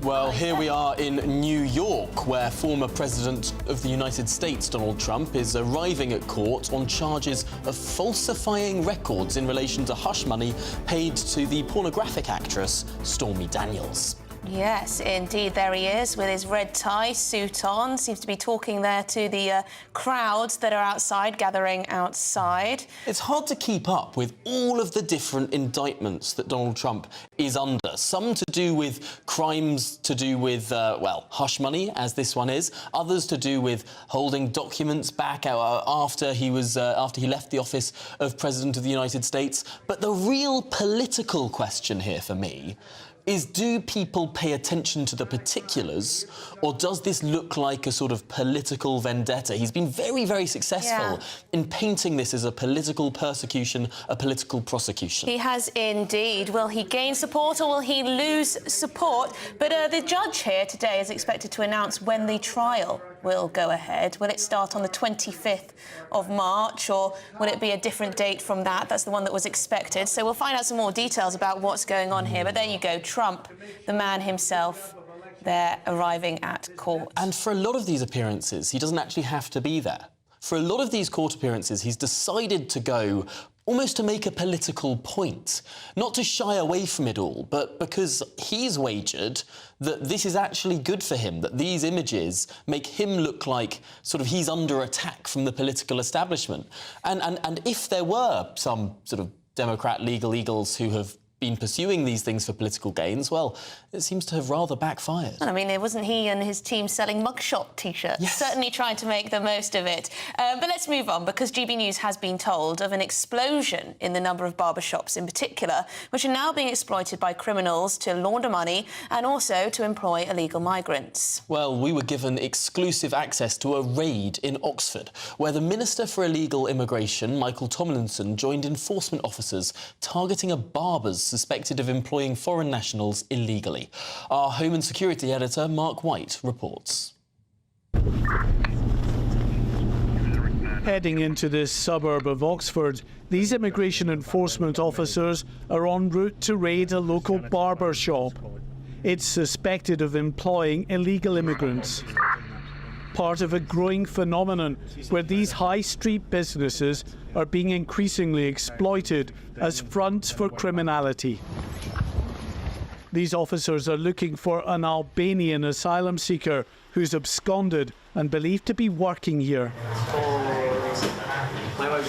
While there's no trace of him, they have detained this Colombian man, another asylum seeker working here in breach of employment laws. As officers continue to search this business, the Albanian owner arrived. He now faces the prospect of a much higher fine, with tougher penalties for businesses introduced this week of up to £45,000 for each immigrant caught working illegally. Immigration enforcement raids are up by nearly 70% last year. That's a huge increase. And talking to the illegal enforcement team here, they've been ramping up in the West Midlands as well. You can really sense it. You can sense the work they're doing, and that work is going to continue. Across the country, the number of barber shops has exploded, almost 18,000 in total, up 50% in just a few years. While most are perfectly legitimate and a valuable addition to the high street, sources have told us that increasing numbers of barber shops are fronts for criminality. Billions of pounds from the proceeds of crime are laundered through these businesses, which don't just employ illegal immigrants, but are often involved in modern slavery, coercing and threatening victims of human trafficking to work for little to nothing. There is broader organised crime behind this. These sorts of premises do not pop up overnight without money behind them. And it's really important that we work with agencies such as National Crime Agency, such as policing, such as HMRC and other government departments, ensure that the weight of all the government's powers is brought to bear on those who seek to exploit vulnerable individuals. Nail bars and car washes have long been associated with criminal gangs, often employing and exploiting illegal immigrants. But sources say barber shops are rapidly overtaking them as a front for criminality. The authorities are keen to reiterate that the majority of barbers are legitimate and law-abiding, but they say they won't hesitate to go after those they suspect of breaking the law. Mark White, GB News. It's just a shocking situation that so many are operating like this, that it's so easy to some extent for the police to find these things. Well, there you go, the Home Office trying to do their thing and stop it. But shall we get your headlines? We'll be back in just a sec.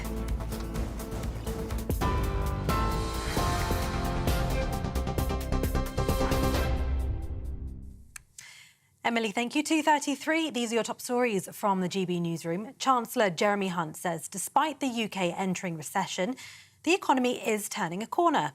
Official figures show the economy shrank by 0.3% at the end of last year, following a period of decline in the previous 3 months. It's the first time the UK's GDP has dropped since the first half of 2020, after the first COVID lockdown. Shadow Chancellor Rachel Reeves says the Prime Minister's completely out of touch with the realities on the ground. British gas owner Centrica has renewed calls for a social tariff to allow people to pay less for their gas and electricity. It comes as new data reveals British Gas benefited last year from being able to claw back money lost during the energy crisis. This comes as new figures released today show 3 million low-income households in England struggled to pay their energy bills last year. Government figures found that 13% were in fuel poverty, largely unchanged from the year before. Voters are casting their ballots in Wellingborough and Kingswood. The public have until 10 o'clock this evening to choose their replacement MPs following the departures of Chris Skidmore and Peter Bone. And a judge is facing criticism after liking a pro-Palestine social media post. Judge Tan Ikram spared jail for 3 women who displayed images of paragliders at a protest just a week after Hamas used paragliders to enter and attack Israel in October. He was found to like posts which said "Free Palestine" and that branded Israel a terrorist. Judge Ikram told GB News that he didn't know that he'd liked the post and that if he did, it was a genuine mistake. For the latest stories, sign up to GB News Alerts by scanning the QR code on your screen or go to gbnews.com/alerts.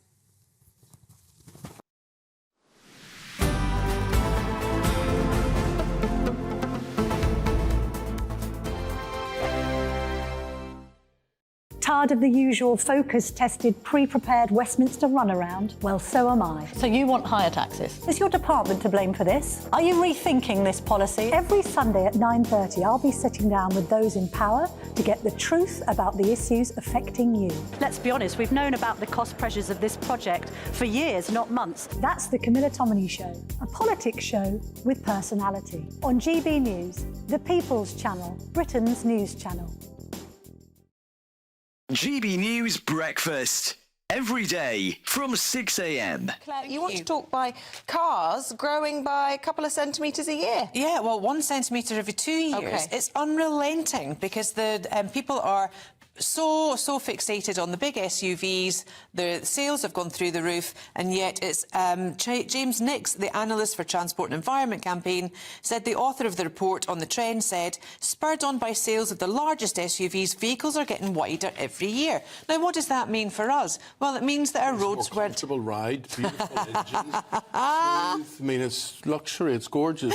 Well, as I know, I used to have two, but I don't... You used to have two SUVs? Well, one SUV at a time, but I had two brands of them.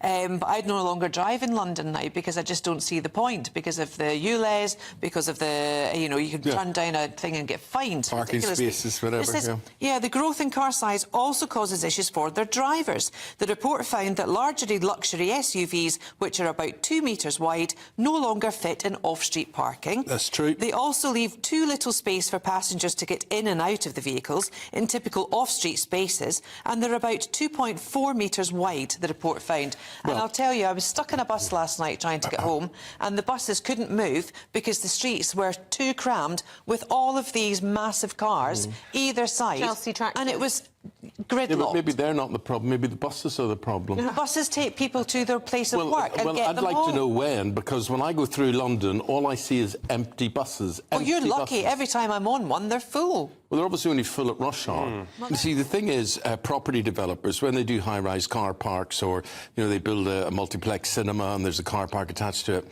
that's not my fault that I can't fit into their space. It's their fault. So well, it's all driven by money, isn't it? The more spaces that they have, the more people they can get. I'm Michelle Dewberry, and I'm not here to tell you what to think. I'd much rather hear what you have to say. So, send in your opinions to gbviews@gbnews.com. Keep them clean, and you never know, I might read them out. With my panel here on Jubes & Co, we debate, we get stuck into the issues of the day on a show where all views are welcome, especially yours. GB News, the People's Channel, Britain's news channel.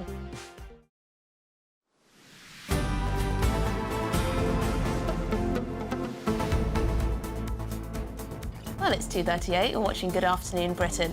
Now, the mother of teenager Brianna Jai is calling for smartphones to be banned for all under 16s. Esther Jai also stated that she feels the online safety bill is just not enough. Well, joining us now to discuss this is the political commentator Benedict Spence and the journalist and former political advisor Joe Phillips.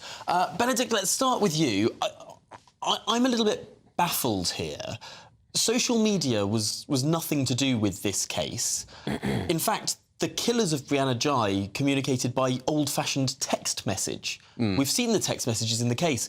Why are we suddenly talking about smartphones? I think, I mean, is it not more a question, more broadly, of Brianna's sort of general disposition, which was that her mother said that she became very sort of secretive and very sort of protective over her phone, and that she was worried that it was contributing to her sort of general state of anxiety and unhappiness, which is in many ways what prompted her to be slightly more vulnerable to these two people in terms of trying to go out and make friends. I think it's more of a broader question. I do agree it's not sort of directly linked to this case. I think it is an incident of a mother trying to use a very tragic event to sort of promote an agenda for greater well-being rather than specifically about one thing. And I do think that there are some interesting things to be said about it. I mean, there's no question that things like poor mental health in younger people, things like self-harming, can be directly correlated with the rise in use of smartphones. And that's not to say that they affect lots of people, but you can, you look at the stats at how sort of frequent these things become.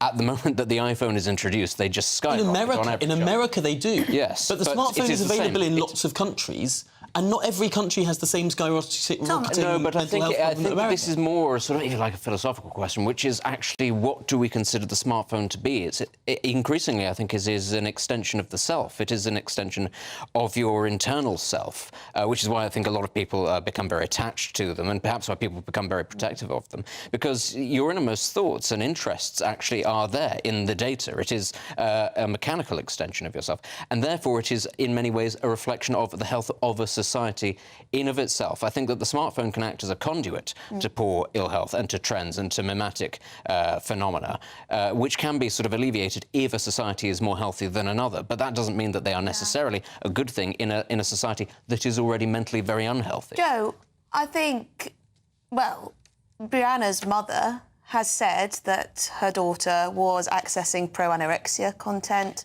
self-harm material online. She was very protective over her phone. So even if this case doesn't specifically relate to social media, perhaps the argument is that she was in a particularly vulnerable place because she was obsessed with her phone, looking at this nasty, mentally damaging content, and that is something that does need to be talked about and I tackled. think that's Benedict's broader point, which is that it was about Brianna's vulnerabilities, not so much the people who killed her. And I think it is a huge problem, and we know the impact it has on young people's mental health, and we know... Do we? Yes, I think we do. Yes, we do. I don't think there's any data to suggest that. I think there is, actually, and I think that you will find that where schools have taken away phones, they find a much greater level of concentration. No and denial playing. of that. They get much better attention span and all of that sort of stuff. And where people, you know, even grown-ups switch off their phones, they all, you know, people are paying to go and detox from their phones, which is absolutely ridiculous, isn't it? But, you know, people say, oh, I feel better, I feel better. Do you genuinely think social media doesn't have a negative impact on teenage mental health? I only say this because to me that is absurd. Of course it does. I've actually looked at some of the information here. I've got I know a couple of people who run a scientific podcast that looks at different studies. And the result of their investigation was that, yes, there is a mental health crisis in America, but the data isn't borne out in lots of other developed countries that have just as wide prevalence of smartphones. Which may be true, and there may be that some developed countries have stricter rules, whether it's the using of smartphones or iPhones or whatever in schools. Whether there is, I mean, I was in Italy recently. You don't see people sitting down in restaurants on their phones like you do in this country. It's a cultural thing, as Emily says, and I think that's really, really important. I do think it's important to recognise, though, that Anglosphere countries are downstream of the United States, and things that happen in the United States do inevitably end up affecting other countries, and it is further down the line.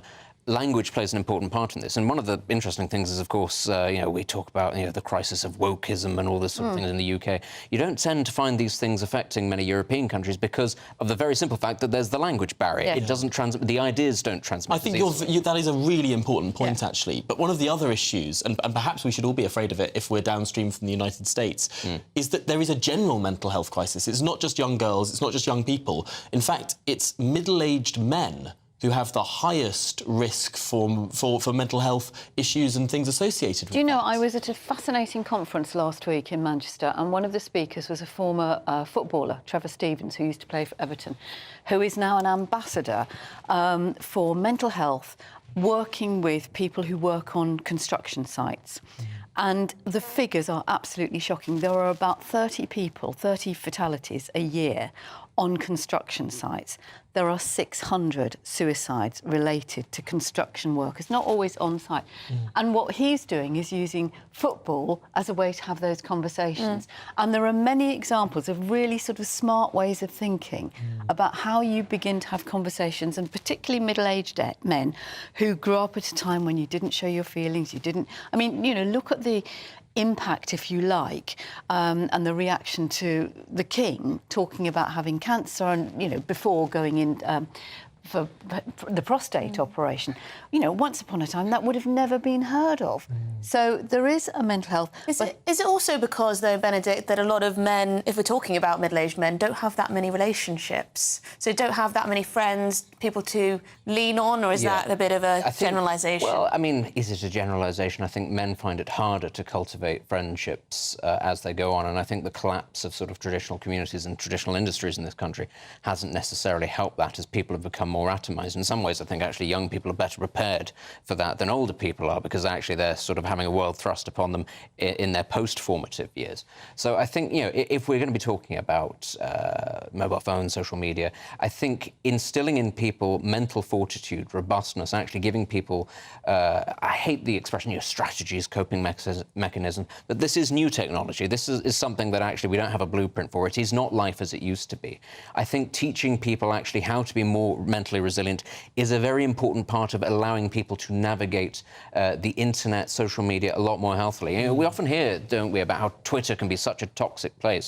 Well, it can be if you allow it to be, but actually if you set yourself barriers in terms of what it is you engage with, how you engage with things, Twitter is one of the most fantastic resources that has ever been created. This is the point, right? There's dark and shade in everything, everything technology. Yes, there is, but there's, on the, the broader point of technology, how many of the people listening and watching to us will have spent God knows how many hours of their lives either trying to get through to somebody and being told, oh, your call is really important to us. Have you thought of going on the internet? Have you thought of going on our website? And you think, if I could do it on the website, I wouldn't be on the effing phone. So we are actually turned away by technology when so many of us actually crave the human conversation, which is something really simple. It might be about, getting something fixed or finding out whether you can get a better deal on your mobile phone contract. That sort of digital divide is creating huge isolation. I think, no doubt, it has had an impact on mental health. I'm not saying to ban social media, but it's definitely true. Benedict Spence, Joe Phillips, thank you. Coming up, Putin backs Biden, but is he just stirring the pot? We'll find out. See you shortly. In the GB Newsroom, we bring you the news as it happens. With our team of dedicated journalists across the UK, we're ready to give you accurate reporting every day.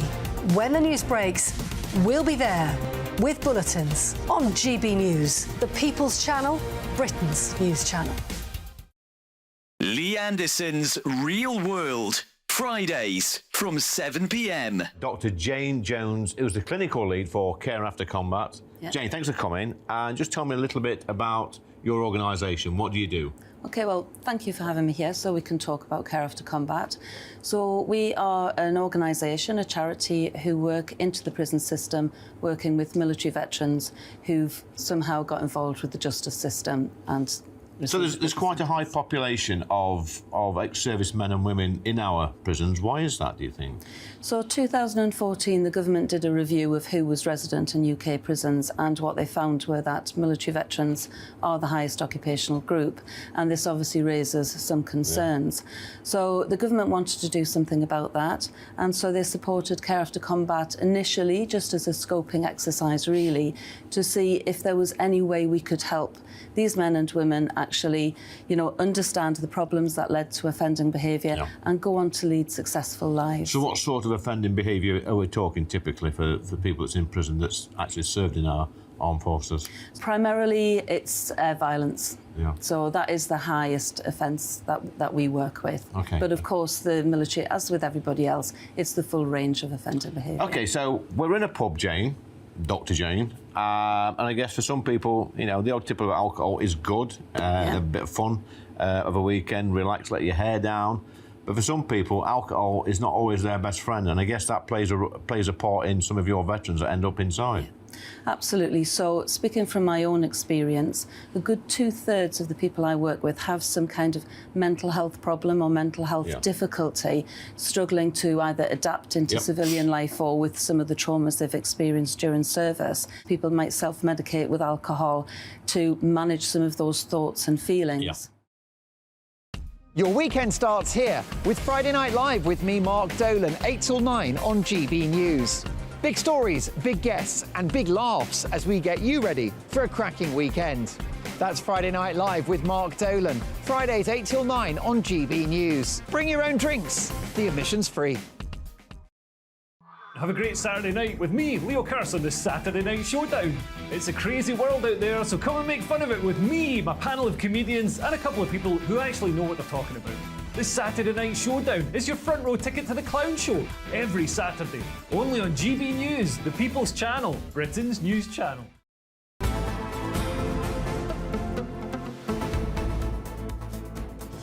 Well, Vladimir Putin is getting involved in the United States election, backing Joe Biden. Yeah, raise your eyebrow here. As more experienced and predictable than Donald Trump. But is the Russian president just stirring things up? Well, joining us now is political commentator Benedict Spence and the former journalist and the journalist and former political advisor, not the political journalist and the former journalist. Anyway, a lot happened in that day. Joe Phillips. Good Lord, what went wrong? Congratulations. Sorry, I almost sacked you. Huge apologies. Am I reinstated? You are. Former commentator. Joe, what's Putin up to? Mischief? I mean, you know, A, would you believe a word that he says? No. B, he's already involved in the election and probably the election that we're going to have in this country and elections all around the world. You know, there is no doubt, we were talking about social media just before we went to the break, you know, there is no doubt that there is interference from, let's call them rogue states or not so friendly states going on. I mean, this is a perfect example of a double bluff, isn't it? It's sort of straight out of Ian Fleming or something like that. So, oh yes, I really like Joe Biden. He's really nice. He's really predictable.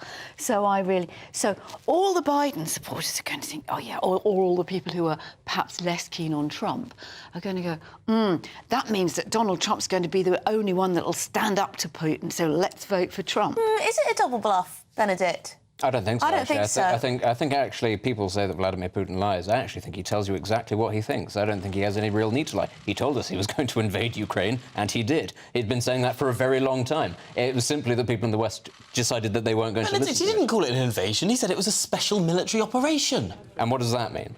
It means was the Vietnam War not an invasion? It was a policing operation. It's political language, but it's telling you exactly what's going to happen. The reunification of China, it means the invasion of Taiwan, and the government in Beijing keeps on saying it's going to happen. You know, just because they sort of dance around with the language, they're telling you exactly what they're planning on doing. Months telling the West that he was building up troops on the border of Ukraine for training exercises. Not he told the West, he told people in Russia exactly what was going on. He built an entire military cathedral to the heroes of the country that were going to come. It was very obvious to anybody who didn't just listen to one side actually what the plan was. And I think that this is a part of the problem, is that we like to think, oh, that everything is a double bluff. No, so I hang think on, he's so if we take Putin by his word and he wants Biden to remain president, of course he why? Does. Because he's very predictable. Yes, he's very weak. He's very predictable. It was entirely obvious what was going to happen. For instance, when it came to Biden's policy in the Middle East, it was just going to be Obama's policy in the Middle East. And Biden's policy in Ukraine is exactly what Obama's was as well. And it's the same with China, because it is simply an extension of the Obama administration. Now, let's take Donald Trump. What happened to Donald Trump when he became president and everybody said, oh, he's going to usher in this sort of chaotic situation? Did that actually happen? Yes. No. The world was put on notice when he blew up Qasem Soleimani on a whim because he decided, I'm not interested in this man running the show in Iraq. At which point the Iranian government went, what on earth are we going to do in this situation? He was the man who managed to get the North and South Korean leaders to the table. He was the man who managed to get the Abraham Accords signed, because actually most of the world went, you can't necessarily trust this man, for the simple reason that his ego is so large that he has to be the biggest man in the room. There is always this line. Lots of people, they went him to the table. Nothing came Lots of people like to say that if Donald Trump becomes president, that Putin will be allowed to do whatever he wants because he's basically a Putin stooge. Donald Trump's ego cannot accept somebody who is more important, more powerful than him. It simply is not going to be the case. Final word from Putin Joe. will be allowed to ride roughshod across the I'm sorry, but I am absolutely speechless, almost speechless, that, I mean, Donald Trump, I think, is incredibly dangerous. Putin is dangerous. I hear what you say about egos. I think that's quite an interesting point. So you think that Putin would be more concerned about Donald Trump pressing the nuclear button? Much more than Joe Biden, Well, who there you doesn't go. know Two where it different is. views. But we don't Was want Putin Trump. double bluffing, or was he telling us exactly what he means? Thank you very much, Joe. Thank you, Benedict. That's it for today. Up next is Martin Domney. Martin, what is coming up? Well, hard show to follow, but we've got some juicy stuff. So do we have a politically biased judiciary? We've got some fresh revelations on Tan Ikram's diversity campaigning past, which may cast doubt on his ability to be politically neutral. Plus, live from Trump in the dock, the case that will shape American political future. But first, here's your latest weather forecast. A brighter outlook with Box Solar, sponsors of weather on GB News. Hello there, welcome to your latest GB News weather update with me, Annie, from the Met Office. It'll be a cloudy and mild day for many of us. We do have some rain warnings in force, as well as we'll see some heavy rain push eastwards across the country through today. But we do have very mild Atlantic air being brought in by this southerly breeze across us through today. The winds are quite light, so in the southeast, ahead of any of the heavier rain, will feel quite pleasant, almost spring-like in any sunshine that does develop this afternoon. Further north and west, though, heavy rain will persist, particularly across South Wales, parts of southwest England and into the Midlands later. So there is some rainfall warnings in force here. We could see some spray on the roads and travel disruption from that heavy rain. Across parts of Scotland, where it has been quite a wet start to the day, it will dry up through this afternoon and into the evening, and that drier weather will spread eastwards throughout tonight. But there is a spell of quite heavy rain to come across the southeast through this evening. But by and large, it will be a drier night tonight. Plenty of clear skies developing as well, so it will be a slightly cooler night, but still fairly mild for the time of year.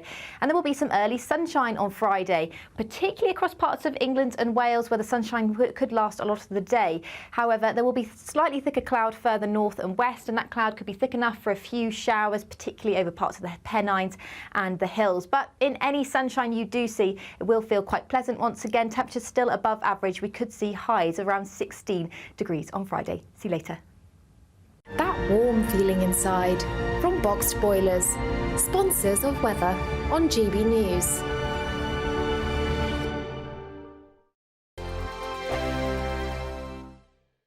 I'm Michelle Dewberry, and I'm not here to tell you what to think.